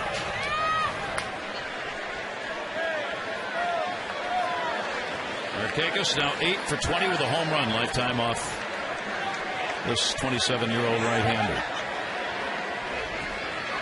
On the 1-1, fought that one off again, and a 1 ball, 2 strike count. That may be the last inning for Neiman at 91 pitches. especially since he only threw 12 in the first game.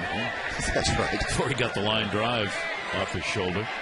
I think Neiman has to feel a little bit like the Oriole pitchers have felt like of late. Hard to win when you don't get anything to work with. Yep.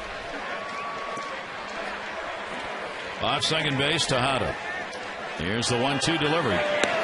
We were talking about the Phillies last night. Speaking of runs, I looked today. The Phillies have scored 50 runs in 7 games. It is the best start offensively since 1896 for a Phillies team. That Phillies team in 1896 had 4 Hall of Famers playing on it, led by Nap LaJoy, Ed Delahanty, Dan Brothers, and Sam Thompson, who all ended up in the Hall of Famer on that team that started the season with more than 50 runs in the first 7 games. 3-ball, 2-strike count here.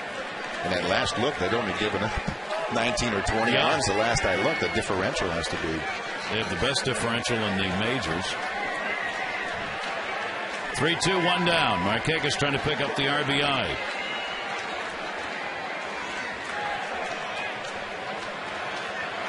And we'll back off.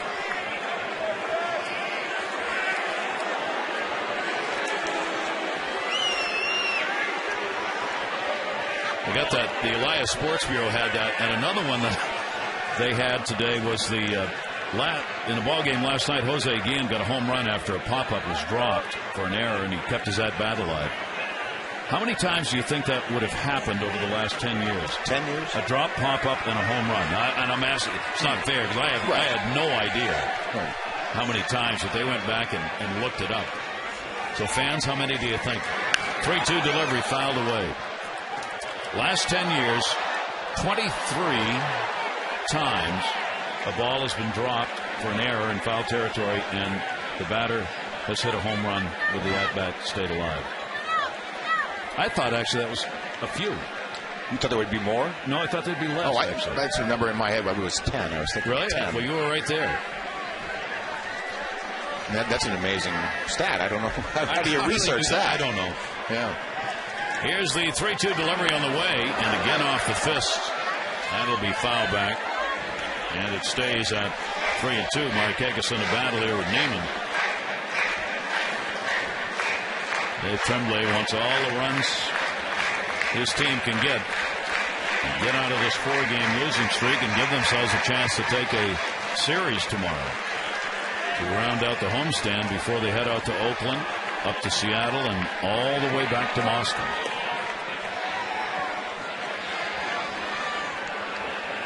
We're going to have to challenge them with some more of these. I like that. You like that? Oh, yeah. Because I was just thinking about, one of the questions would be, when's the last time a pitcher was taken out of the game after throwing a strike mid-at-bat? Not to strike out somebody, but mid-at-bat. When's the last time a pitcher was taken out of a game after throwing a strike in mid-at-bat? Because I know when that happened. Once. 3-2 delivery is grounded to short. Bartlett takes it behind the runner and makes the play. That'll move Tejada over to third base. Markakis retired. Visit the official online shop of the Orioles at Orioles.com. Browse the largest selection of official gear, including the latest apparel, O's memorabilia, and authentic classics for the whole family. Get your gear from the official source, Orioles.com shop. And the reason that came to mind because it happened with Tippy Martinez on the mound. Greg Luzinski at that time with the White Sox hit a long foul ball home run, and Earl got paranoid and took him out. Really? Mid-at-bat. Yes. Mid-at-bat. It's the only Earl would do that. Yeah. I don't think there's any. I'm hoping that has happened to somebody else. Okay. Wieters is going to draw the intentional pass with first base open, much to the delight of the Oriole fans. This will be the first walk surrendered by Neiman in the game. While we have a moment, we're talking about superstitions. Like you're talking about the late, great Mike Cuellar and one of the superstitions that he had. Yeah, Mike had a favorite lucky hat. I'm not sure how many years he had it, but it was pretty beat up. And he could not pitch if he didn't have this favorite hat. Well, the club, I believe it was a game, went to Cleveland on a Friday, I think for a Friday game. He was pitching Saturday, and he told Earl, I cannot pitch tomorrow. unless I have that hat. From what I understand, they either overnighted it or they got it there some way because he was not going to go out there without it. Isn't that amazing? Some of the superstitions, and we were talking about that in terms of the fact the Orioles tonight just trying to change things around, change the lineup, and they are wearing the orange batting practice jerseys. First time they've done it since 08. Mike Cuellar, if he's pitching, that must be the lucky hat. I'm sure that is his lucky hat. Wow. Gonna miss him. Runner on at first. There are first and third now with 2 down, and Jones gets the chance. Pull back on him, and a 1-strike count. He is singled, popped out, and struck out in the ballgame. Adam hitting at 242, only 1 RBI so far. At this point last season, after 7 games, he was hitting 357. He's hitting 242 this year. The beauty of it is, of course, if you come up with 4 or 5 hits and 6 or 7 at bats, that average will jump 100 points. First and third for the O's. The 0-1 delivery. Breaking ball. Good one. That has been Neiman's best pitch of the night. That overhand curveball. He has buckled a few of the right-handed hitters along the way. Neiman's pitched a heck of a ball game. Just that Brian Matusz has pitched better so far. Neiman over the 100 mark now. Bullpen's ready if needed. Here's the 0-2 delivery. Jones reached for one up high. Forced play at second. Rodriguez goes to Bartlett to get it. So no runs despite a couple of hits, and 2 will be left on base. 7 complete. The Orioles here on top 3-0.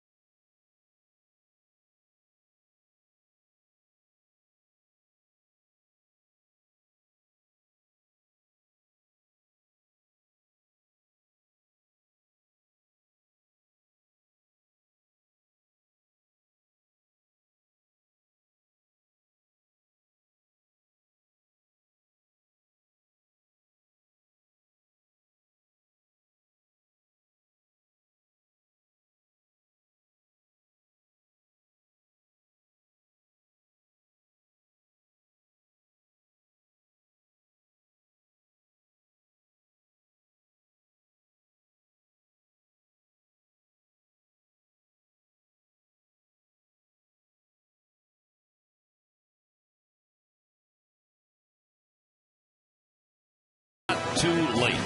Fill out and mail back your census form today. It'll only take you a minute. All right, Matusz on the mound looking to go 2-0 and give the Orioles their second win. 3 have been left on by Tampa Bay, none in scoring position. They have not had a runner to second base in this ball game. Neiman, looks like he's coming out of the ball game. Pitched 7 solid innings. Realizes pitched pretty well, but may not be good enough. Ibar will lead it off, bottom third of the order. Ibar has struck out and flied out. He is the designated hitter. 27-year-old with Tampa Bay last year, where he hit 253. Delivered 12 home runs, 41 RBIs, and 296 at bats. So yeah, he had his best year offensively. Pretty good numbers. Switch here, 12 homers, 6 from each side. 1-1 delivery to him, taken away. Matusz has walked 1, struck out 7.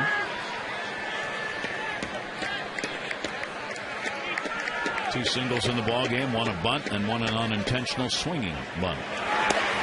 Things inside and will fall behind here, 3-1. No leadoff batter has reached base in an inning. He came into the game retiring 74% of leadoff batters in an inning. 3-1 delivery came right at him, and a 3-ball, 2-strike count. He's lost a couple of miles off the velocity, but location still has been strong. He may have missed a couple of pitches in this at bat, so maybe showing a little bit of a fatigue factor. 3-2 came right back and got him. He has equaled his career high in strikeouts with 8.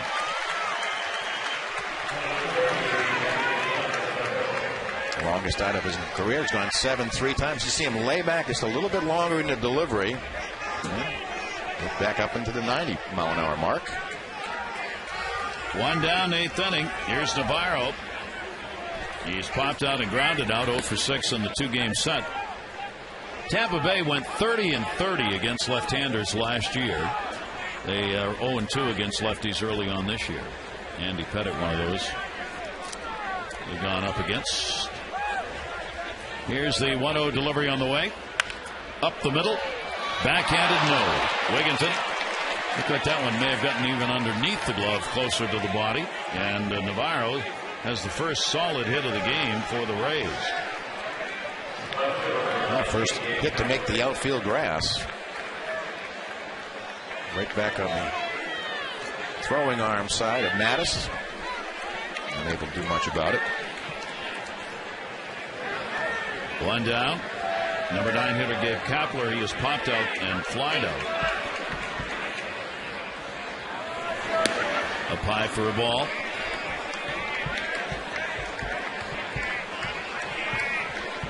So IPA getting caught in that rundown 7th inning would have been.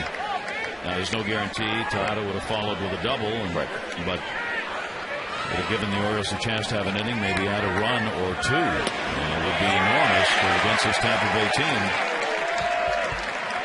A 3-run lead is nice, but it would have been nice to have the lead up man when you earn first base to be over there. Yep.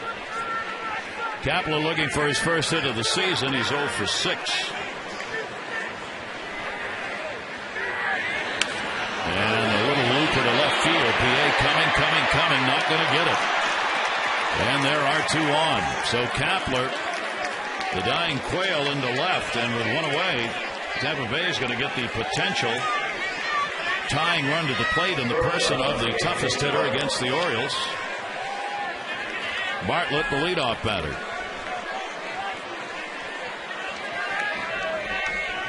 And it is squirm time here at Camden Yards. Need to see the first sort of action in the bullpen.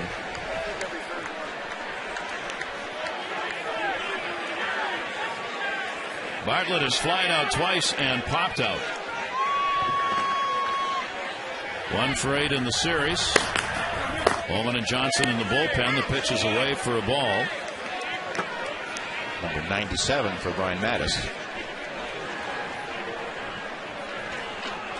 Really first time he's been pressured all evening. First runner to second base. Timeout taken.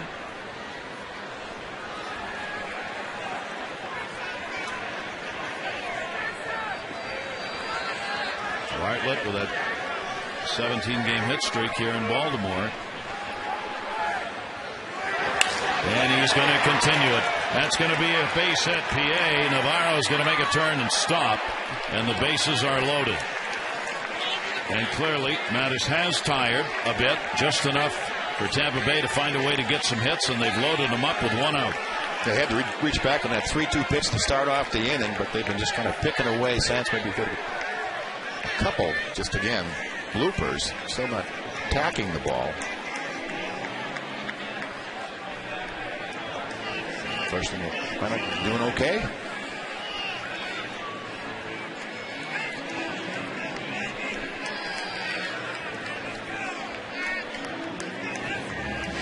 Trying to do a little bit of lip reading. They're going over the matchups and see how they will work their way through if they do go into the bullpen with a lefty and a righty up. How will you play it? You also got to remember they do have Carl Crawford on the bench. Yeah. So the base is loaded and 1 out. A 3-0 lead for the Orioles. 5 hits on the board now for the Rays. Sean Rodriguez, the number 2 hitter. 2 fly ball outs, and he's been called out on strikes. First ball hitting. He's got a base hit. PA will come up. Navarro will score. Station to station. It is a 3-1 game. And that got hit hard. So Rodriguez gets the RBI, and the Rays are right back in this ballgame. 4 singles here in the 8th inning.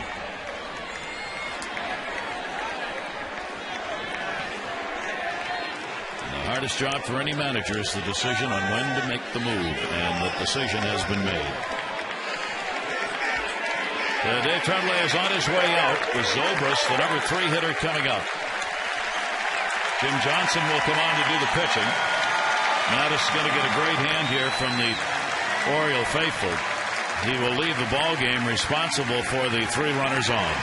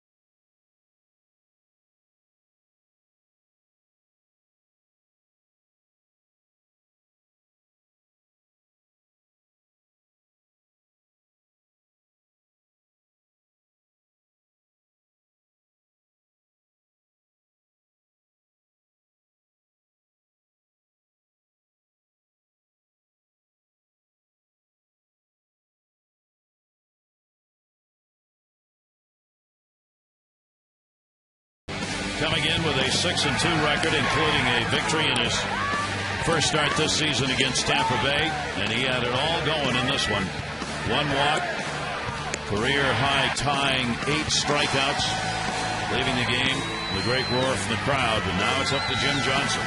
Here is Zobrist. Bases are loaded. 1 down, 3-1. Orioles lead by 2.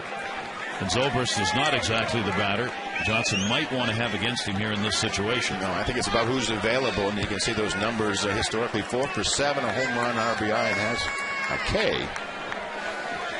3 on, 1 out. Infield double play. Johnson will step off.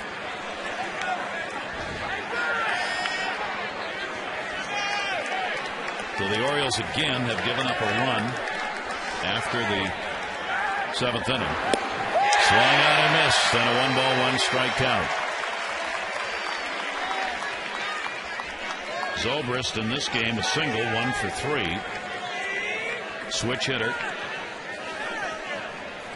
You got Kapler, the lead runner, Bartlett and Rodriguez, all with singles. Navarro has scored after getting the 1-out single to start the inning. Johnson with a 1-ball, 1-strike pitch. Fastball will miss down low.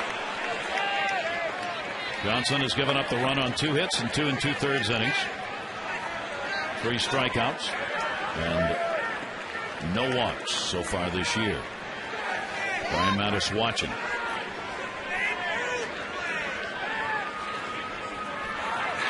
Two-one delivery, took something off that one, and a 2-ball, 2-strike count. That's a pretty big pitch, a 2-1 changeup with the bases loaded.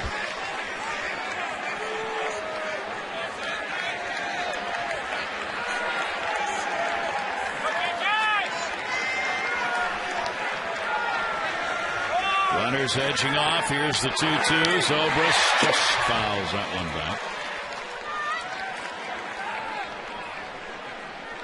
Back-to-back changeups for Jim Johnson, a starter all through his minor league career, so he does have the full assortment.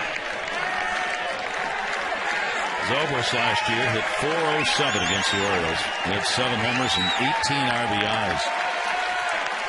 Neiman looking. 2-2 delivery on the way. Popped him up.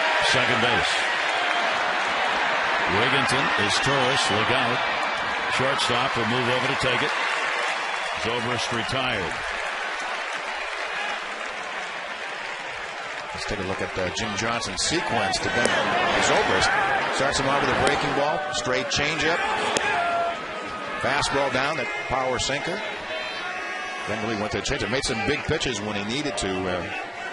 An enormously important at bat for someone you have not had success with in the past. Did an outstanding job. 2 down, bases loaded, and here is Evan Longoria. Cleanup batter for the Rays against Johnson. He's 2 for 9 with a homer. Takes it for a strike. 2 for 9, a home run off Jim Johnson lifetime.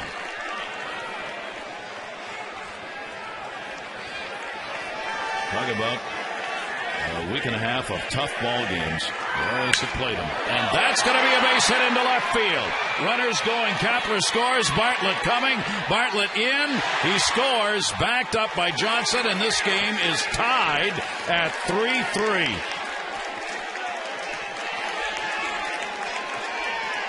Wow.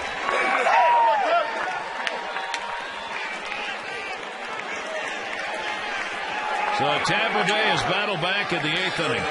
I'm not exactly sure of the pitch, but just out of the reach of his tourists. Pretty accurate throw. Weeder's trying to buck the plate, but Matusz watching the action, probably not real happy about it.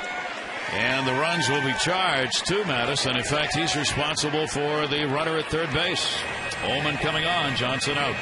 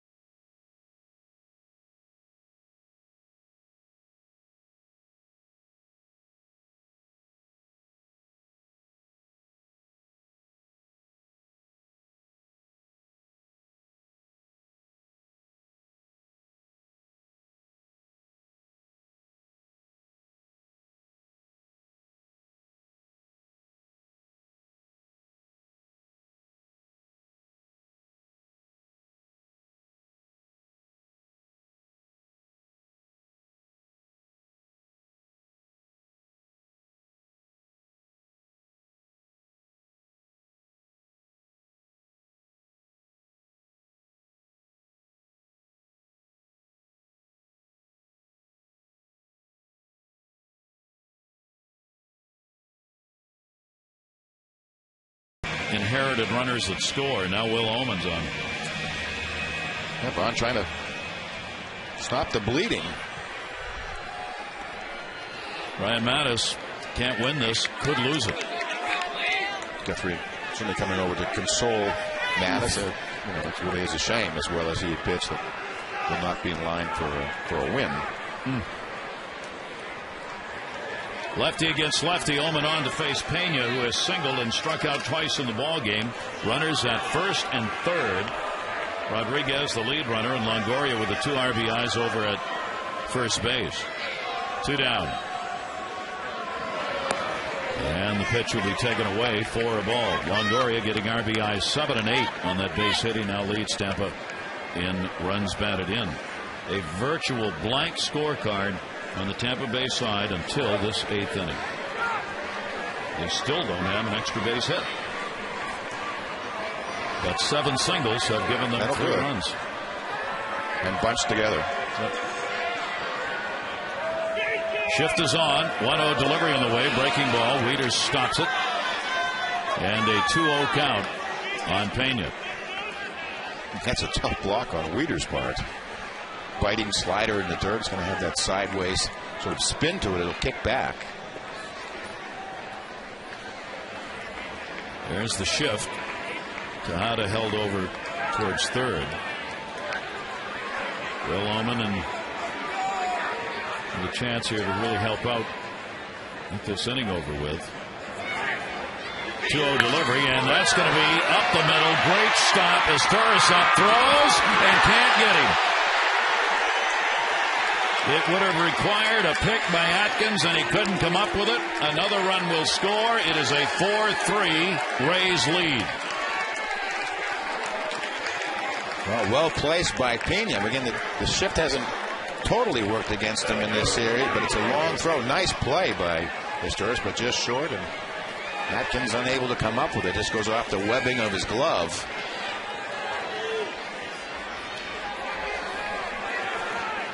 It was an infield base hit for Pena. And that'll be an RBI for Pena as well, who's got 2 hits tonight.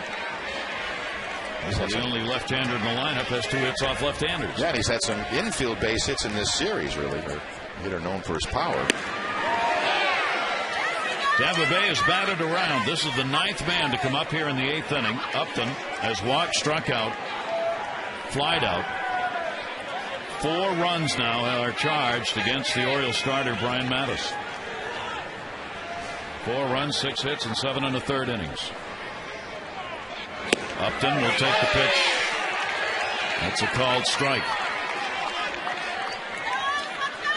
An amazing ball game and not over. Orioles still got a couple of at-bats to answer. It really is something that the Orioles relievers have not done all year, is the inherited runners. I think they only had allowed 1 up until tonight. 0-2 and a look back. Runners off first and second. In the air to right field. Back in the warning track, Markakis, and that's going to hit off the wall. 1 run is scored. Longoria comes in. Second run's going to be held. So it'll be a double for Upton and an RBI. Longoria coming across with the 5th run. It is 5-3. That run will be charged against Jim Johnson. See, Upton's the ball out of the strike zone. Only just gets the top hand on it. Just strong enough to get it down that right field line.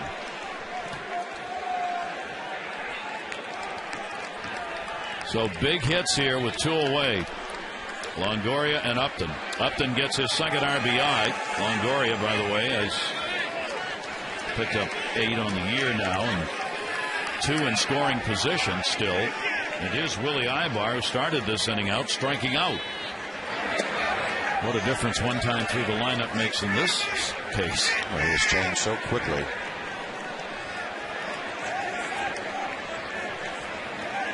Tenth batter up for Tampa Bay in the inning. They now have 5 runs on 9 hits. First extra base hit, the double by Upton. Here's the 1-0 delivery, and that is taken for a strike. 1-1. Birkin in the bullpen for the O's.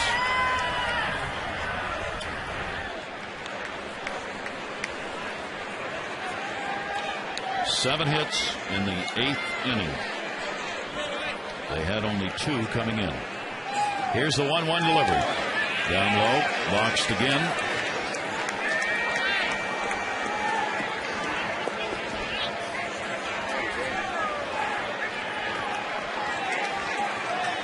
That will up that number 19-2 that the Orioles have been outscored from the 7th inning on.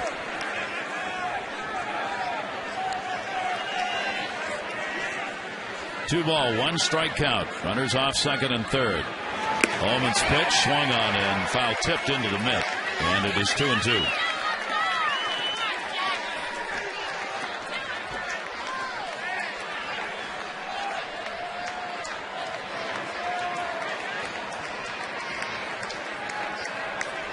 Orioles had 1 game that went 7 innings and a 2nd game that has been played here in the 8th. Here's the 2-2 in the dirt. Again, Wieters picking that one up. And a 3 ball, 2 strike count with 2 down. Wigginton has spent the majority of this inning digging the balls out of the dirt. And again, that tough slider to catch, but does it easily. It's good technique.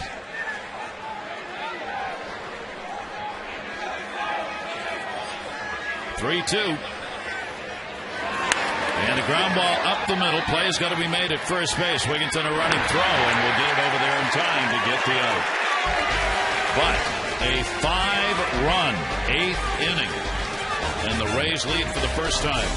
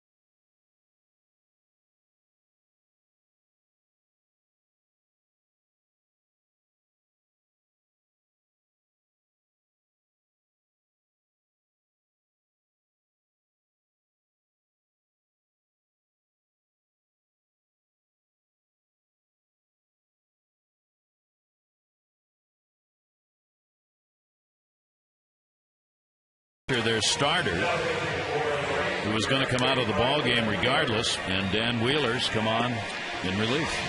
Yep, the 32-year-old veteran Wheeler, his 11th major league season, 6th with the Tampa Bay Rays. Made a lot of appearances since 05 season, 356. That's 4th most in the majors, so definitely the veteran presence in the Ray bullpen. Wheeler has appeared against the Orioles this year in 1 game, an inning and 2/3, 1 hit. Lifetime, he has a win, 3 losses, and 2 saves against the O's. So the Orioles, again, late innings, are asked to battle back. Staring at a 5-game losing streak and another incredible set of circumstances in this ball game. Reimold will lead it off. Reimold, Atkins, and Wigginton due up. Reimold's been hit by a pitch, grounded out, and hit into a fielder's choice. And Tremblay over there has got to be wondering, where did that earthquake come from? 3 for 17 on the year for Reimold. Name in charge with the 3 runs, 8 hits. He walked only 1. That was intentional. Struck out 3. Gave up the home run to Wigginton, 2 RBI homer, but he's got a chance to win the ball game.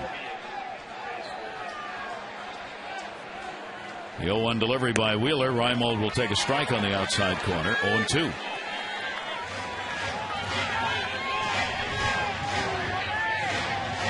Reimold 0 for 3 lifetime, limited at bats against Wheeler.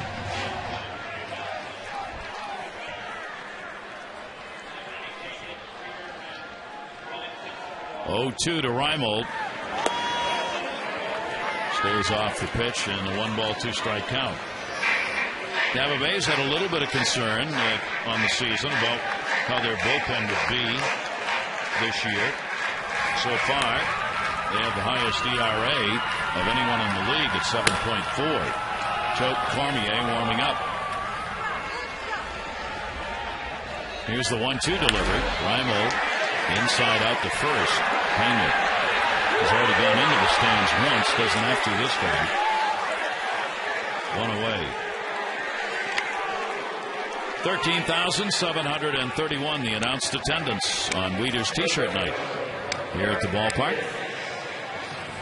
They were cheering mightily for Brian Matusz, the Orioles starter, and appropriately so. And suddenly it has been all reversed. One down, nobody on. Here's Atkins. Atkins popped out, reached on an error, and is flied out.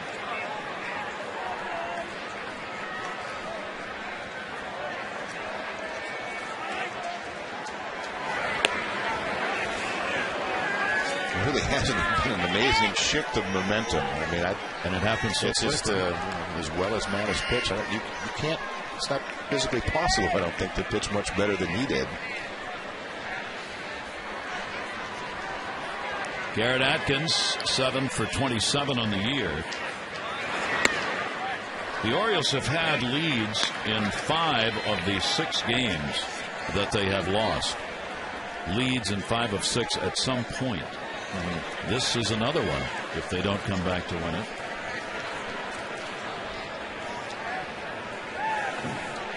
That's the number they struggled with last year as well. They just not able to just put it out of reach and really be able to sit back and relax. Again, we were saying how about, a 2-run lead now seems like a huge lead. A 3-run lead. Enormous. Tonight we're saying this is potential lapper material, but you forget how quickly it can change. 3-0 count on Atkins. He'll take it. It's a strike on the outside corner.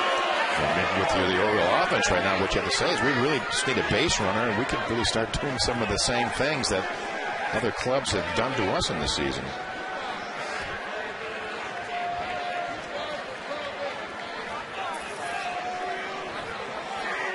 Right-hander Wheeler, 3-1. And gets what could be a very important walk. Wigginton coming up. He delivered the long ball, 6th inning. This is when you were really feeling good about the ball game. Wigginton, 2-run homer. I'm sure Jeff Neiman thought that, that's the icing on the cake for me tonight. The old adage, hang with them. You never know. 1 down. Wigginton with his first home run of the year. Couple of RBIs. Runner at first base and 1 out. He has also flied out twice to right field. Wheeler with a slider that'll be outside. Wigginton 1 for 8 lifetime off Dan Wheeler. And then little breeze and very little we've had tonight is gone. It's just a cool, not clear yet, but the clouds have mostly moved away. A clear, dark night. That's what it is. Cold. 1-0 delivery to him. Wigginton trying to get another one of those dingers. 1-1. I got a slider up in his eyes and let it fly.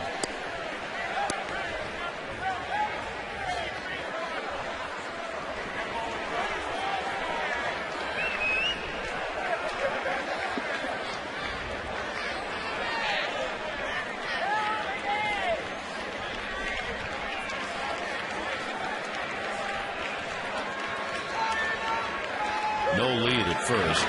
Wigginton will take a breaking ball. It is down low. Navarro keeps it out in front of him. And a 2-ball, 1-strike count. Atkins isn't going to go anywhere over there at first base with the Orioles needing the base runners and the runs. Joel Zumaya got his second win today for the Tigers. They had a 6-5 win over Kansas City. Or the Tigers starters are going to be real tough the way they've started this year. Throw over, and I don't know why.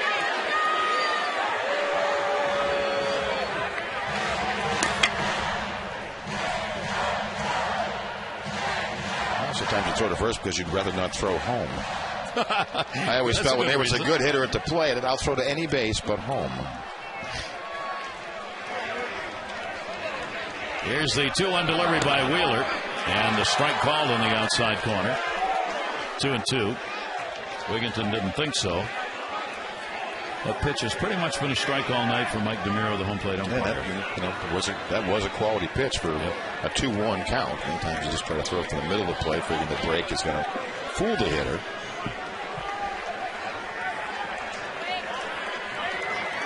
Wheeler with 1 out. 2-2 to Wigginton. Protects and fouls it away as he went right back to that blown away pitch. And Wigginton lost his grip on the swing. Not sure what he would do with the cold, but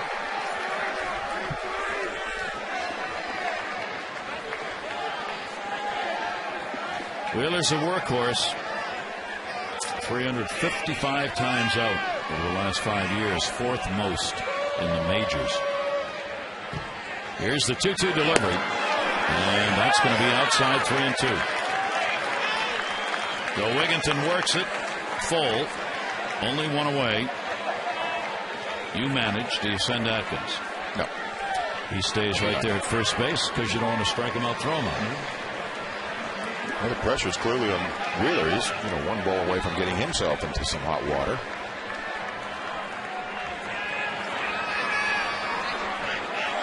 Three-two delivery. Center field. Going back Upton. Going back Upton.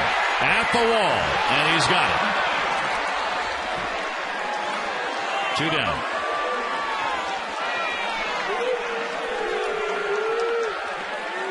Just missed. Biggest part of the ballpark. 3-2 out over the plate fastball. Just a few feet short. See, Upton actually take his eye off it and gauge that wall. He was not sure how well that ball was going to carry. And we will get a pinch hitter. Number 9 spot for his Taurus. And once the announcement is made that Luke Scott's coming in, Joe Madden heads out and wants the left-hander. So with a runner on at first base, near in the bottom half of the 8th inning and 2 down, the matchups now become vital. Randy Choate will come out of the bullpen to face Scott when we come back.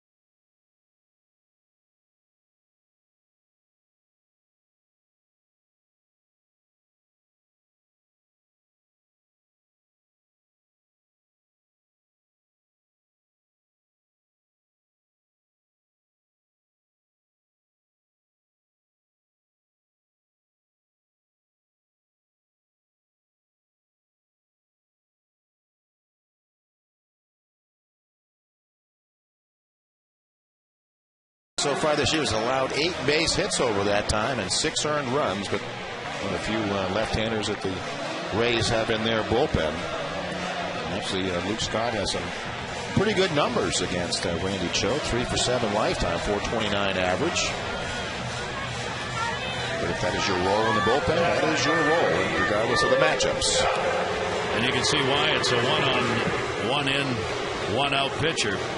Last year, Choate, left-handers 141 against him, right-handers 321. So a couple hundred points would make it a couple hundred points. Yeah, or one of those situations where you face a lefty, and then righties in the middle, and then there's another lefty. You figure 2 out of 3 times I'll be successful.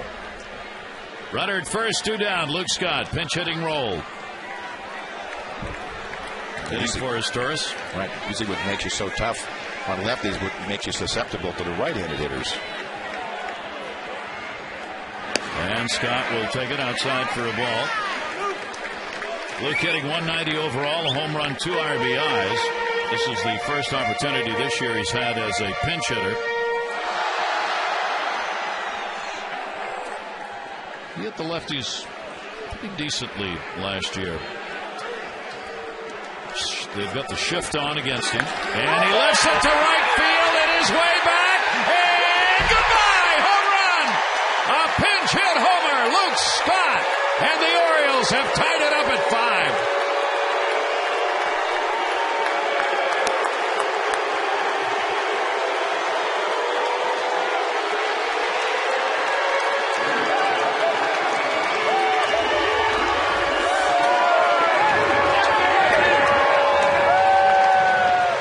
Return the favor. Low sidearm pitch stays on the sweet spot. Down and in to Luke Scott. Gets the barrel to it. He said he had good numbers against Choate. And I guess that's the best news the Orioles have had late in the ball game this year to finally get on the offensive board when they needed to.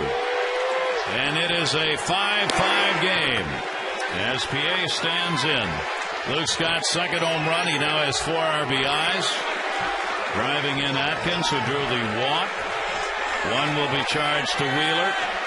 Choate with the other. Lifted in the air to shallow left. Shortstop back, and Bartlett dropped it. What a game this is.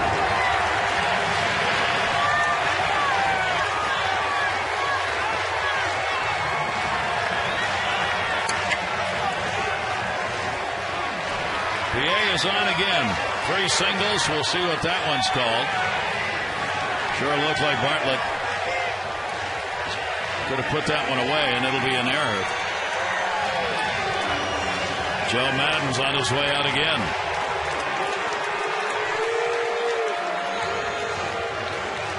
So Belfour will come on as he does not want Choate, the left-hander, to face Tejada.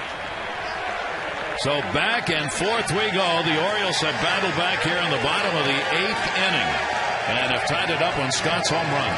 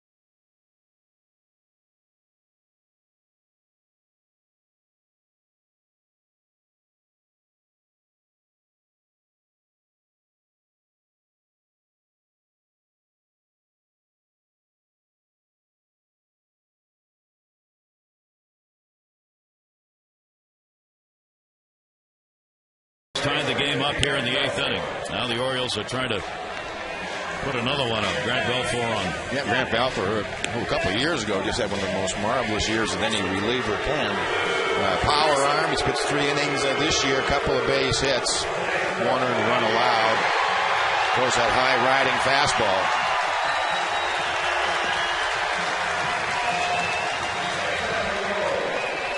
Bow taken as the fans kept chanting "Woo" until he came out. Well, the Orioles only had something to cheer about after the 6th inning, certainly offensively. The A on, the error charge to Bartlett, and with 2 down, the Orioles get a chance to get a lead here in the 8th. Tejada's coming up. Tejada in this game hit by a pitch, doubled, and flied out twice to right field. 1 for 5 lifetime against Grant Balfour.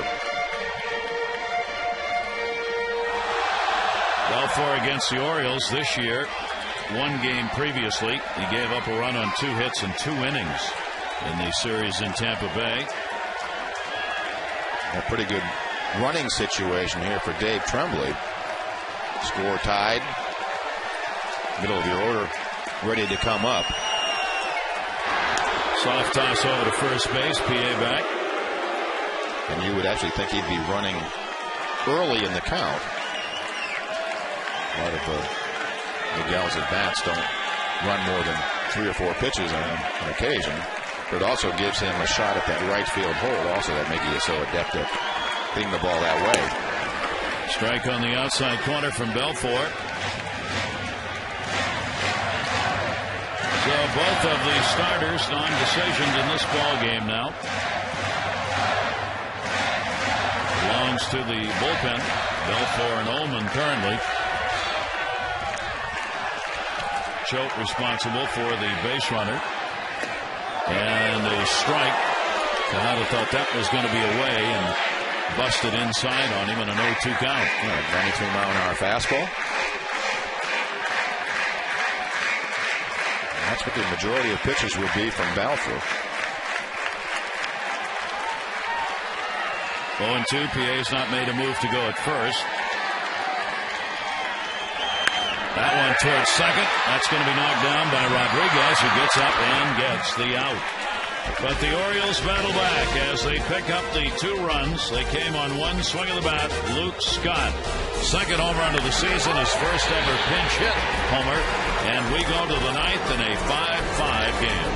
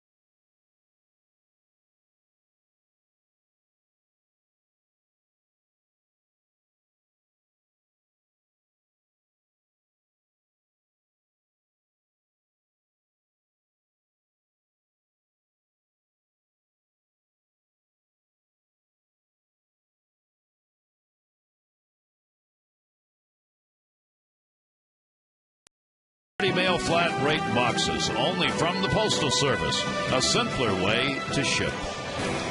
Gary Thorne, Mike Flanagan, Theo Harris, and what a game. Ball games had all kinds of twists and turns in it. Ryan Matusz had a great performance through 7 innings, couple of hits off him, 3-0 lead the Orioles, and then 5 runs, 7 hits for Tampa Bay in the 8th. Julio Lugo comes on to play it short.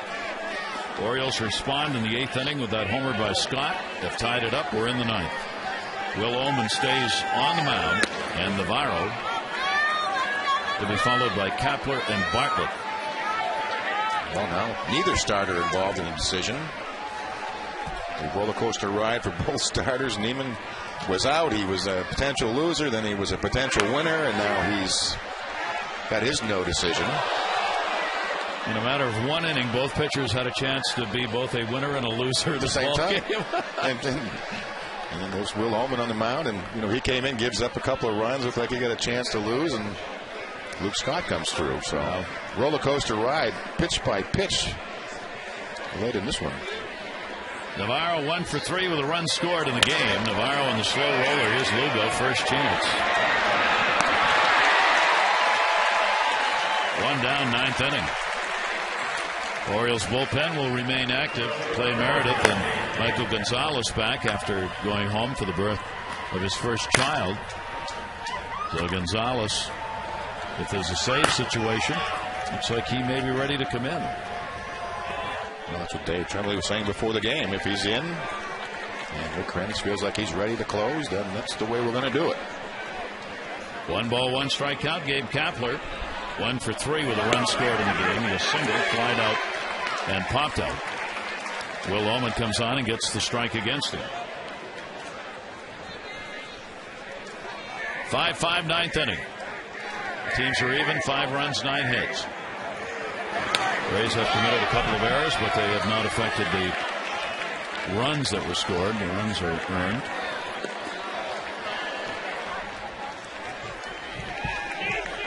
Orioles again with runners on base have left 9 in the game, while the Rays have left 5.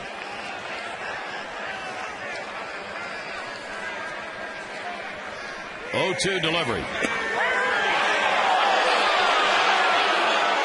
Just by that much. 1-2. Two managers. They've had their ups and downs in this ball game. Watching from the dugouts. And not done yet. Here's the 1-2 pitch. Fouled him off as he came inside. Yeah, the last chapter in this one still hasn't been written, but you could write a pretty good short story anyway about this one. Getting longer. Starting before the game with the lineup changes and wearing the batting practice shirts tonight, going for an all-out change in momentum. Ullman's 1-2. Got on top of that and fouled it off at the plate. So Kapler will keep the count at 1 ball and 2 strikes. Will Ullman has worked against this Tampa Bay team in 4 games now. Only a couple of innings worked. And the hits off him came in this appearance.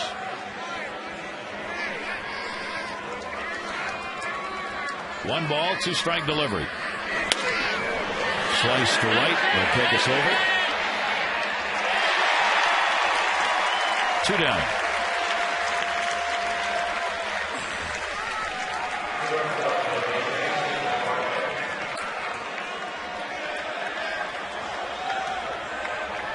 Dave Tremblay wants to change.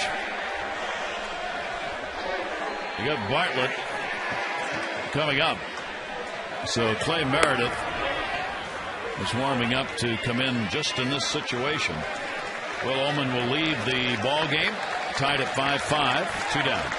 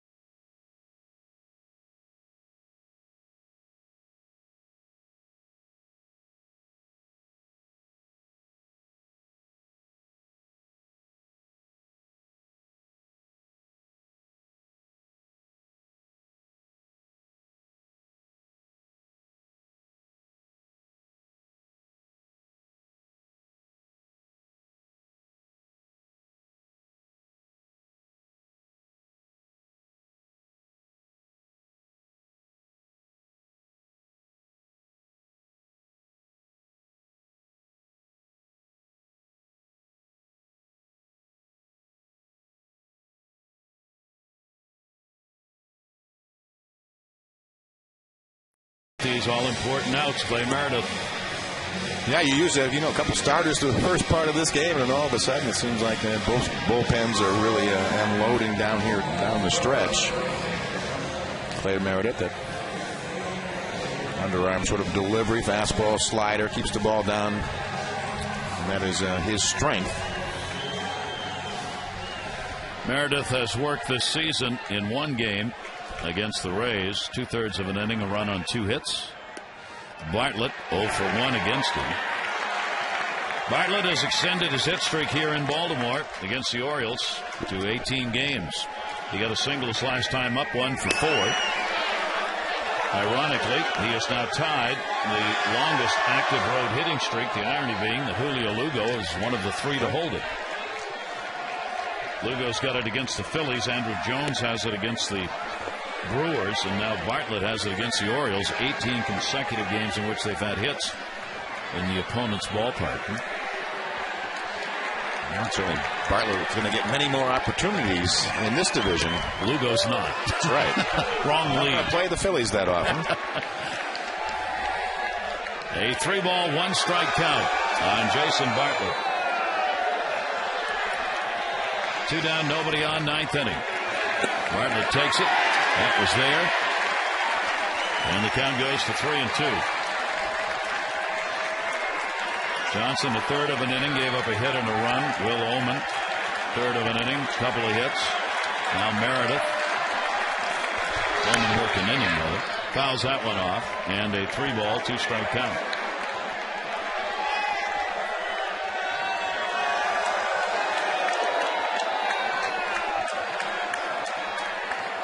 Fans have had their money's worth in this one. A lot to cheer about. A lot to be depressed about. Just a roller coaster. 3-2 pitch, and it hit him.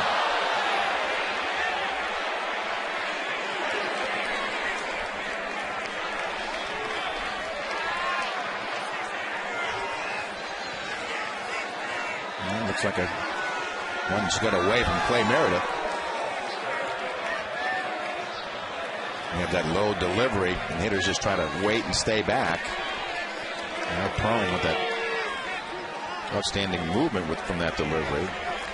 You do hit a lot of right-handed batters. That gives Joe Madden a chance to get Crawford off the bench. So a pinch hitter in the number 2 spot for the second baseman, Sean Rodriguez. It'll be Carl Crawford. Danger, danger. Crawford 0 for 2 off Meredith. Had a 4 for 4 in the ball game last night. Throw over to get him back.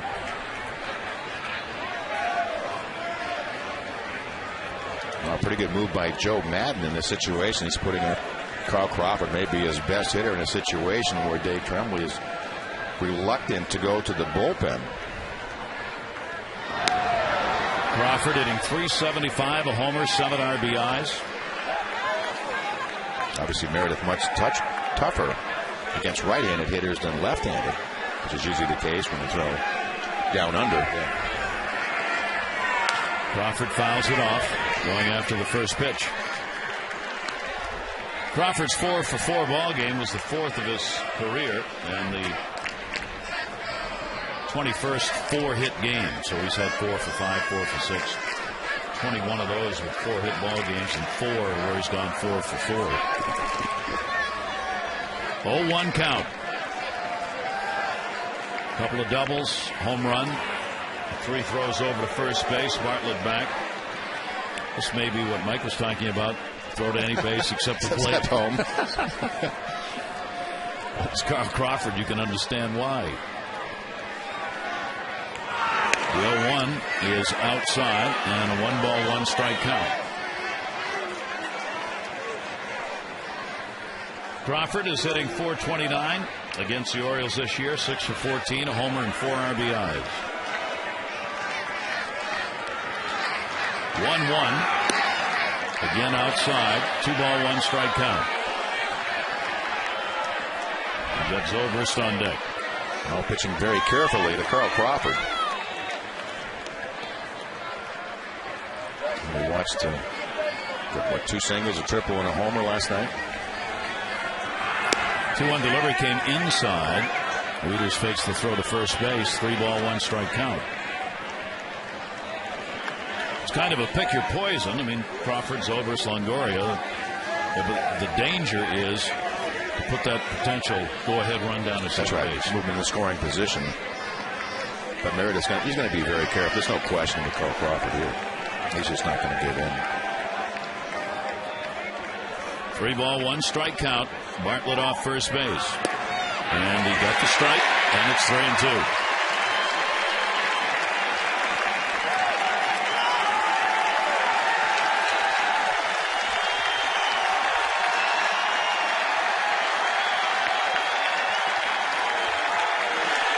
Three-two delivery, runner going with 2 down. That'll bring Bartlett back to the bag. These two teams right back here tomorrow afternoon. Brad Bergeson and David Price. 1:30 game time. And who knows what we'll be coming into in that game. This one's not over. 3-2, runner goes, ground ball, back to the mound. Meredith's got it. Crawford's retired. Runner left on, the Orioles with a chance. Markakis, Wieters, Jones, middle of the order.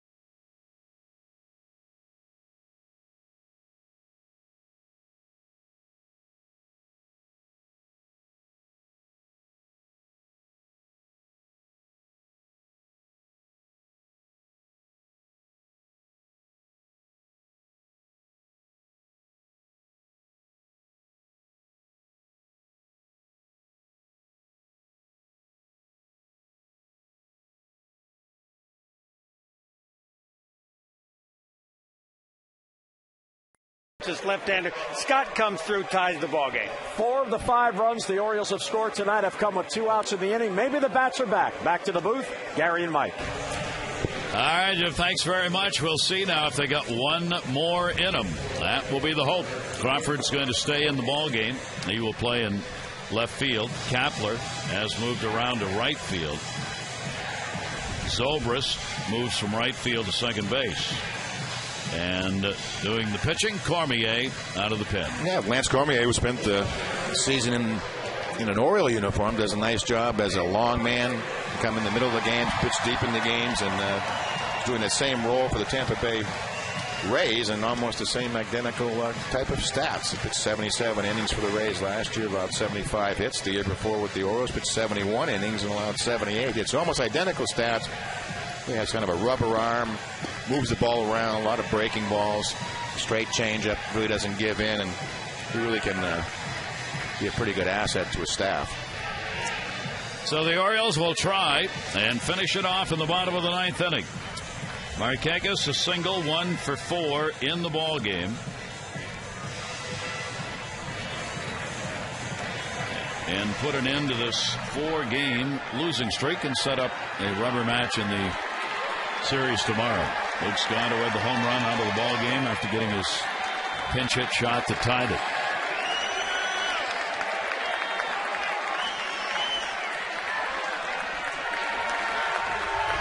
Cormier ready. And Markakis on a check swing will foul that one away.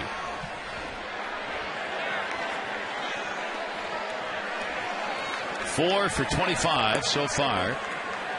Nick is still looking for his first RBI of the season.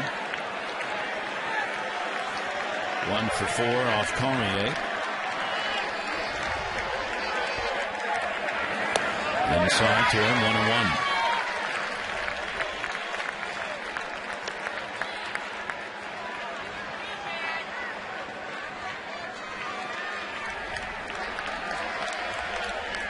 Each team 9 hits in the ball game. The way the games have gone, you got to believe the Orioles thought if they could get 5 in this ball game, they probably would win.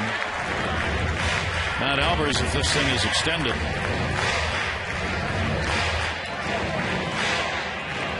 Both sides, the Rays now, they're starting to get it back into the longer relievers. Not sure. 2-1, grounded into right field. That's going to be a base hit. Could not put the shift on against Markakis when you're in the 9th inning, because then he's just going to bunt to get on and try and get a winning run. So without a shift on, that ball tops itself into right. Now you've got Wieters and then Jones. Orioles get their 10th hit.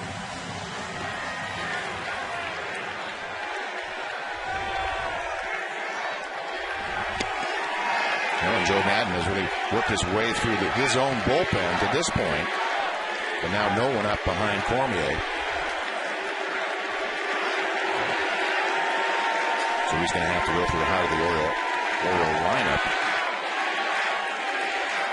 Cormier's delivery to him. Down low. Ball 1 to Matt Wieters. First time cleanup spot. He's had an RBI and a ground ball out. Has drawn an intentional pass. A slide out and grounded out. He's had his chances in that number 4 hole here in this game.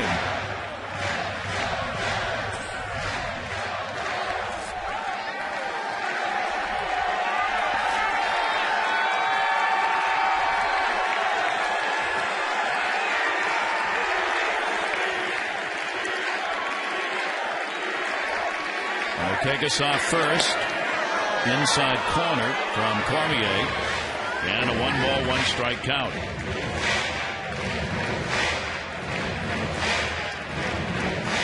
Not a lot of sitting going on tonight. One because of cold weather, but the others because of this game. I wonder how many pots of coffee have gone through tonight. Quick throw over. Let's update you on the voting for tonight's AT&T Player of the Game. Right now, Brian Matusz on top, PA. He's had a 3-hit ball game, and Wigginton with a big home run. Text in your vote, A, B, or C, 51862. And that's going to be fine. Get the results on your AT&T voting on the post-game show. 1-ball, 2-strike count on Wieters.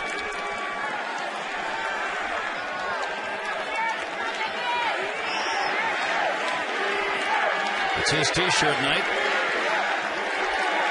It'll be a game-winning RBI night.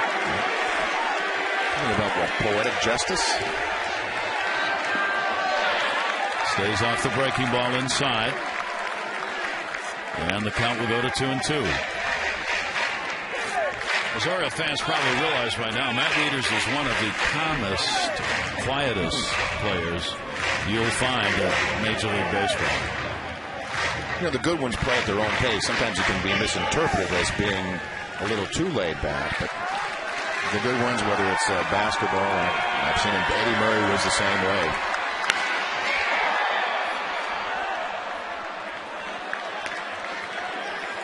Wieters just goes about his business. Game in, game out. Same pace. Very little expression ever given or any body movement to indicate anything.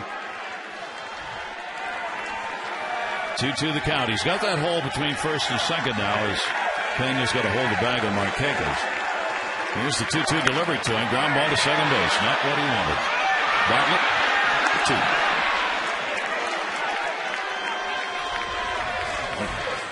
So the double play ball eliminates Markakis, the lead runner. 2 down, nobody on. He was really trying to take a shot for that hole. And just gets it a little bit too far away and right to second base. I'm sure that hole looked like he could drive a tractor trailer through it, but just unable to get the bat head far enough out in front. Adam Jones coming up. We'll be thinking about taking some healthy cuts. 9th inning, 2 down, nobody on, 5-5. Pitch is down low for a ball. Jones has faced Cormier with only one official at bat, 0 for 1.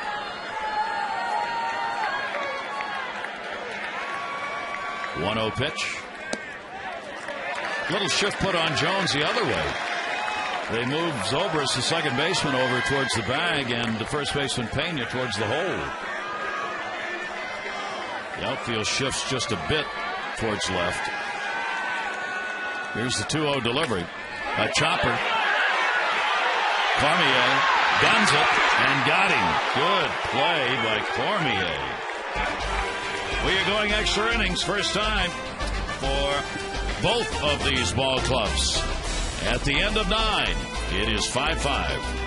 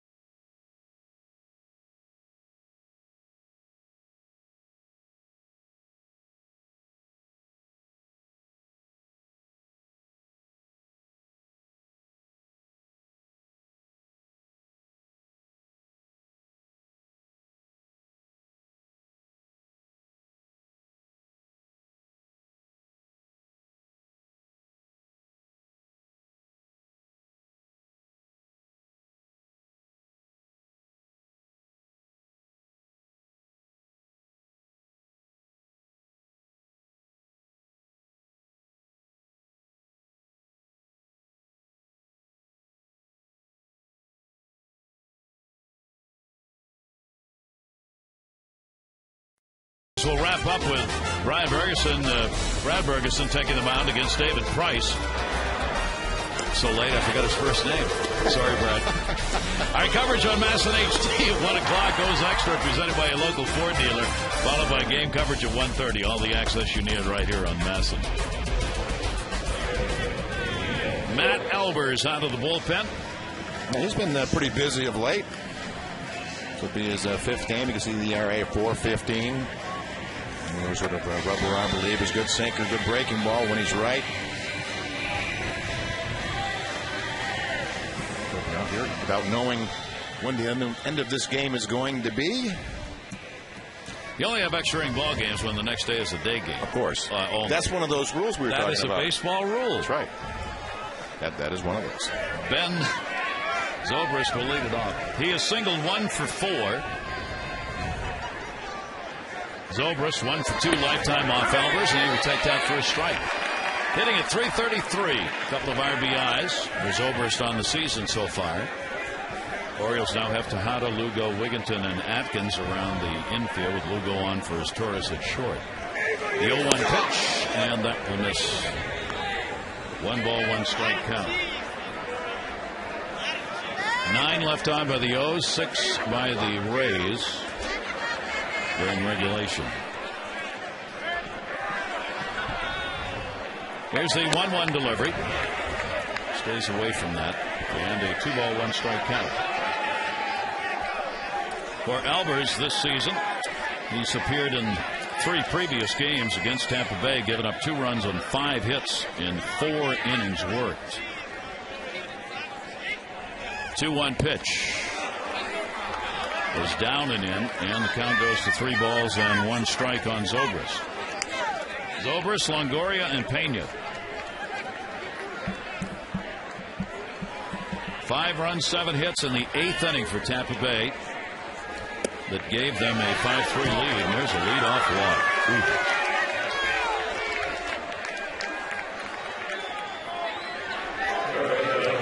Not what you wanted to do starting off the inning, especially coming into Longoria, Pena, and Upton.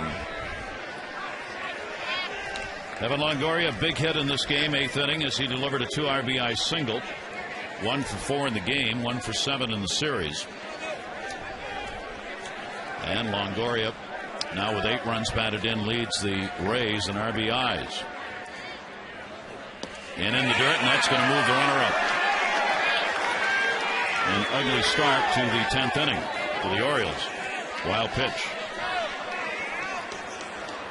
Let's take a look at this last pitch by Matt Albers in the dirt. And Matt Wieters, who has spent a lot of time in the dirt on his knees tonight, unable to block this one. Well off the plate in the middle of that left-handed batter's box. Now the potential go-ahead run is on at second base with nobody out.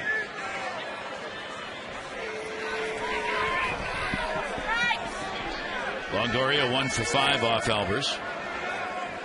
Here's the 1-0 delivery. And that is taken for a strike. 1-1.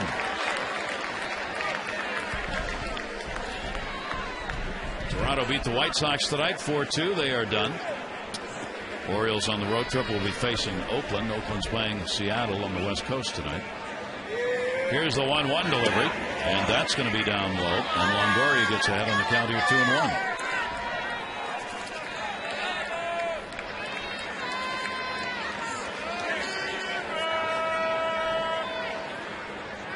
Working up for the second time.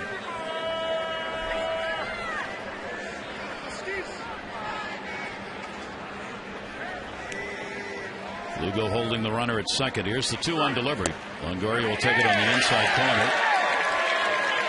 Pretty good pitch. He's made some good pitches with his fastball already. He's thrown some somewhat questionable breaking balls so far in this inning. 2-ball, 2-strike count on Longoria.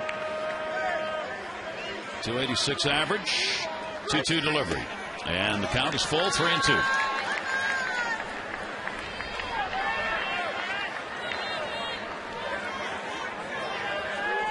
Left-handed hitter and Pena on deck. Obviously just not going to give in to Longoria here. Here's the 3-2 delivery, and Longoria's on with a walk. 2 walks to start the 10th inning.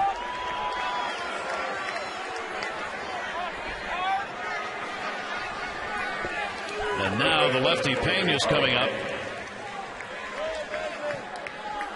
And that will send Wieters out to have a word with Albers.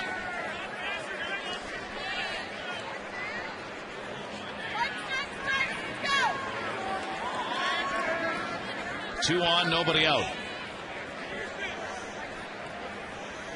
Partial shift here. Lugo will go behind second, but Wiggy, Tejada's got to stay over there at third with that runner at second base. You have to move the umpire as part of the shift. The umpire will now play as shortstop. Tim Timmons had to get out of the way. Where he stands normally would be right in front of Lugo.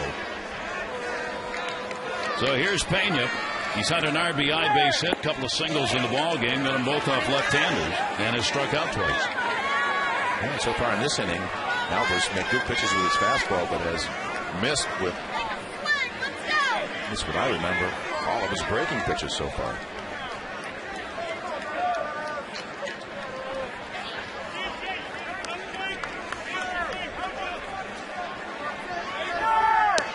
And that fastball is in there for a strike.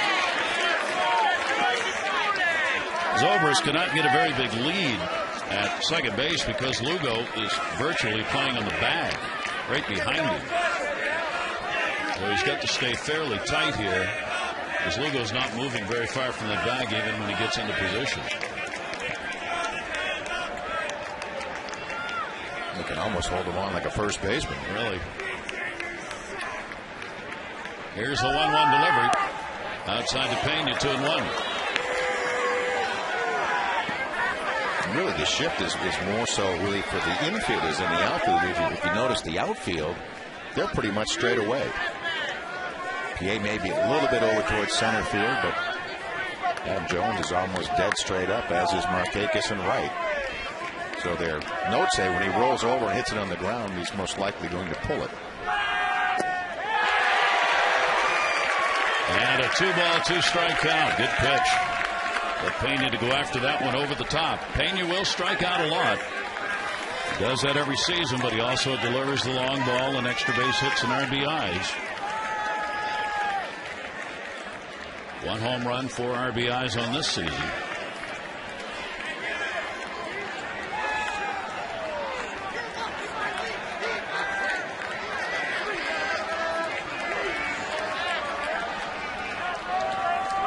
2-2 delivery on the way, and a towering fly ball to right field. Going back, Markakis at the wall, and goodbye home run. A 3 RBI homer. Carlos Pena, and it is an 8-5 Tampa lead.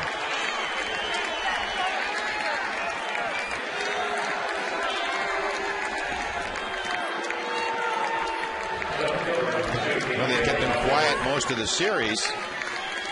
High fastball, and this ball just continues to carry. You can see Markakis drift back, and it just keeps on going.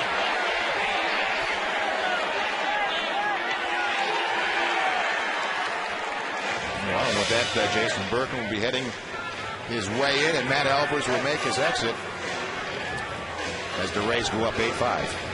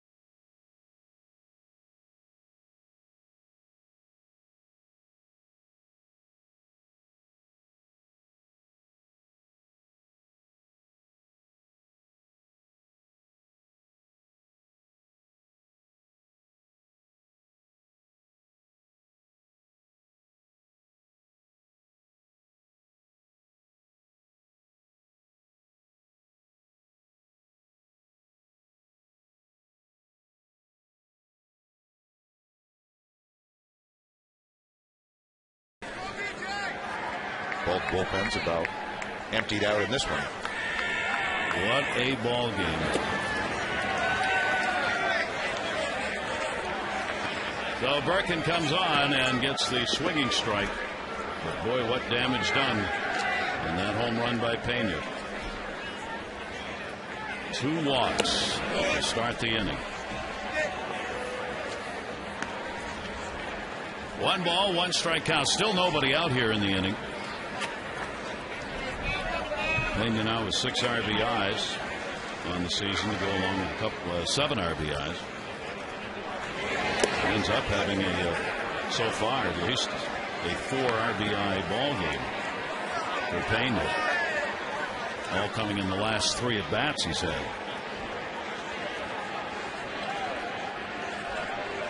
Two ball, 1 strike count.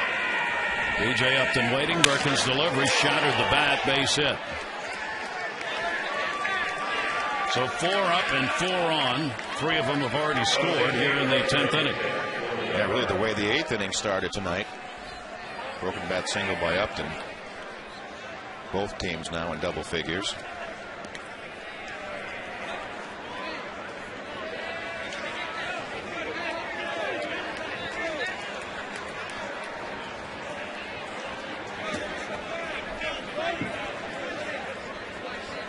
It's 11 hits now for the Rays, 10 for the O's.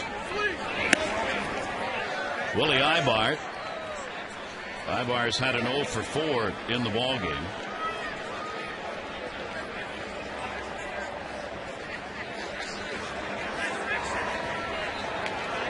It's like 2 different ball games. Just trying to. It's like I barely read my scorecard, so I'm not even sure if this information is accurate. But for me, through the first 7 innings, Brian Matusz faced 24 men.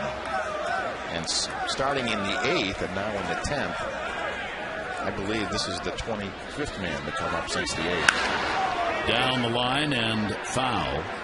I mean, really, two completely different ball games. The two starters were both outstanding.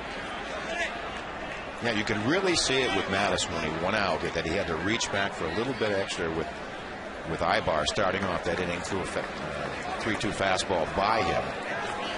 Thought he was going to be able to make it through, but he was on fumes. He was definitely on fumes going out there for the 8th. And that was in the 8th inning. And then after he got the one out, the runs came in.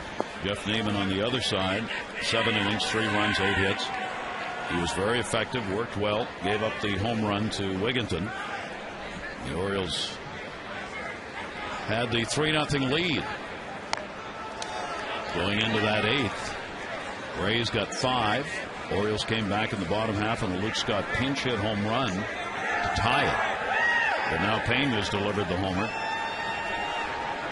And it's 8-5. 1 ball, 2 strike count. Birkin's delivery. That is going to miss on a 2 ball, 2 strike count.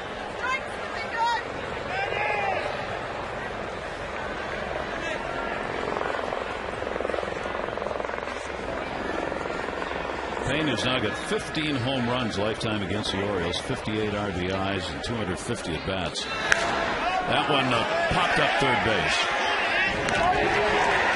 God is there to get it. Ibar is retired. First out of the inning.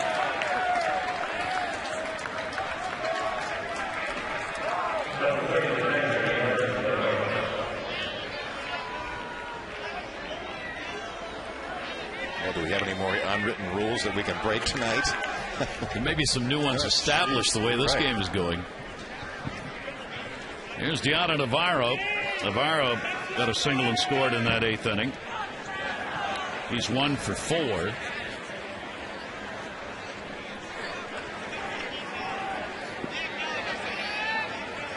First extra inning ball game for both ball clubs played here.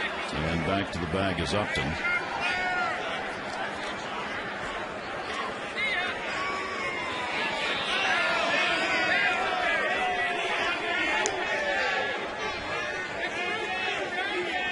Birkin looked, runner goes. Swung at a miss, throw on the money, and got him. So Upton is retired for Wieters now. That's 5 out of 6 that he's caught this year. Outstanding quick release. Upton gets a good jump. Straight steal, no look back to the plate. Really not even that close. It's that short snap throw right on the money. Ball waiting. Ball waiting. See that very often. Popped up down the line, and Tejada goes back to get it. Navarro's retired. So that's going to do it in the inning, but big damage done. Pena, the 3 RBI homer, and Tampa Bay's up.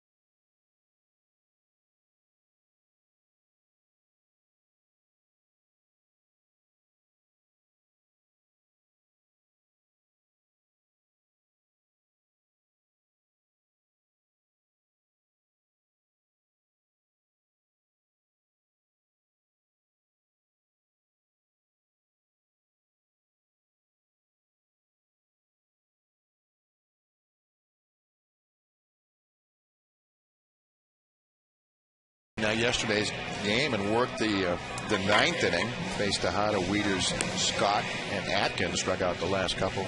Luke Scott and Garrett Atkins to end that game. Back on tonight, this time in a save situation. Power arm brought into this Rays organization to be the closer.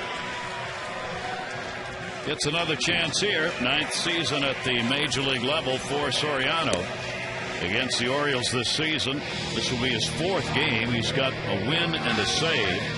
He's given up 1 run on 4 hits in 3 innings this year. Nolan Reimold will lead it off against him. Cormier's the pitcher of record. He worked an inning, gave up 1 hit. Could be the winner. Albers, no part of an inning, 3 runs on a hit and 2 walks. Could take the loss.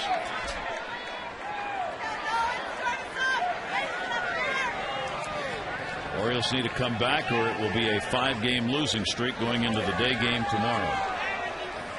Reimold leading it off. And a strike on the inside corner. Hit by a pitch.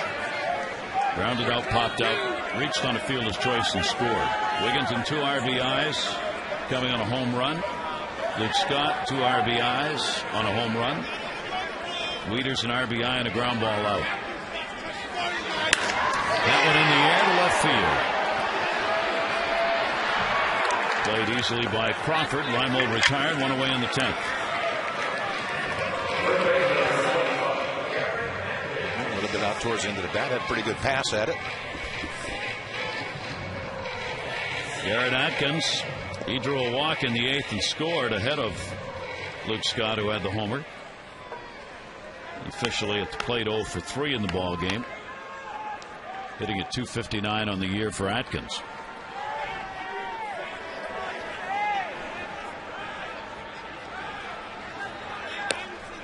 And that's going to be outside for a ball.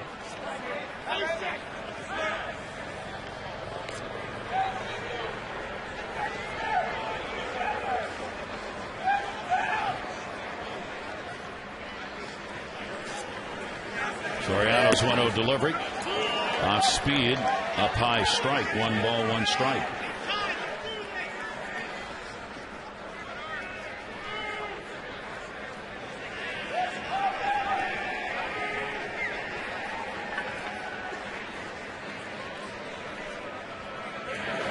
He had the run scored in the 10th inning, 3 of them.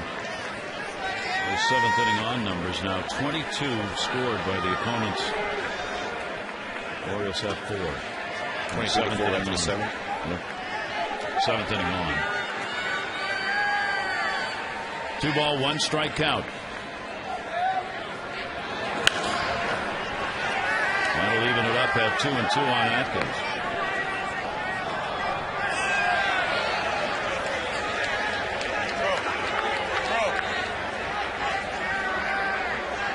It's a slippery slope. The Orioles get right to the top and can see over it, and then it's a slide back. That's what's happened here in these first 8 games. Center field, Upton. So the Orioles down to 1 out to work with here in the 10th, down by 3. Soriano goes after the 2nd save of the season for him. Both would be against the Orioles. Ty Wigginton, who had a big hit back in the 6th inning when it looked like it might be enough. The 2 RBI homer that put the Orioles up 3-0 at the moment. Batting .231. Wigginton with 2 down, nobody on. Well, that was 10 runs ago now. 10 runs ago. Tampa Bay hangs on to this lead. They will have won the last 8 out of 10 going back to last year against the O's. Here's the 0-1 delivery. In the air, left field. Crawford back at the warning track. Crawford looking, and goodbye. Home run, his 2nd of the game. Ty Wigginton. The 2-out homer. It will pull the Orioles to within 2. He really has had some nice passes tonight.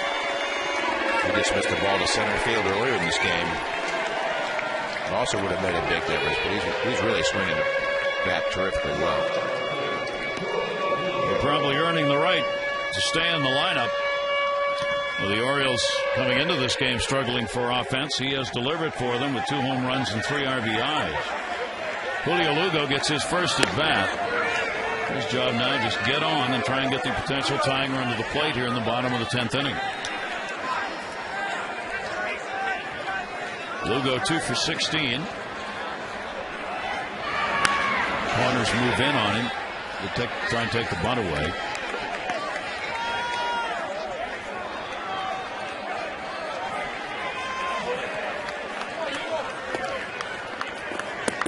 Two-strike count.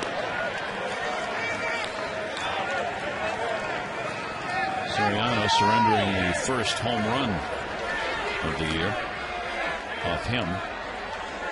Corners back up with a 2-strike count. And that's the ball game. This one is in the books. Cormier will win it. Albers will lose it. Extra inning win. Tampa Bay has taken the first 2 in this series. And for the Orioles, another really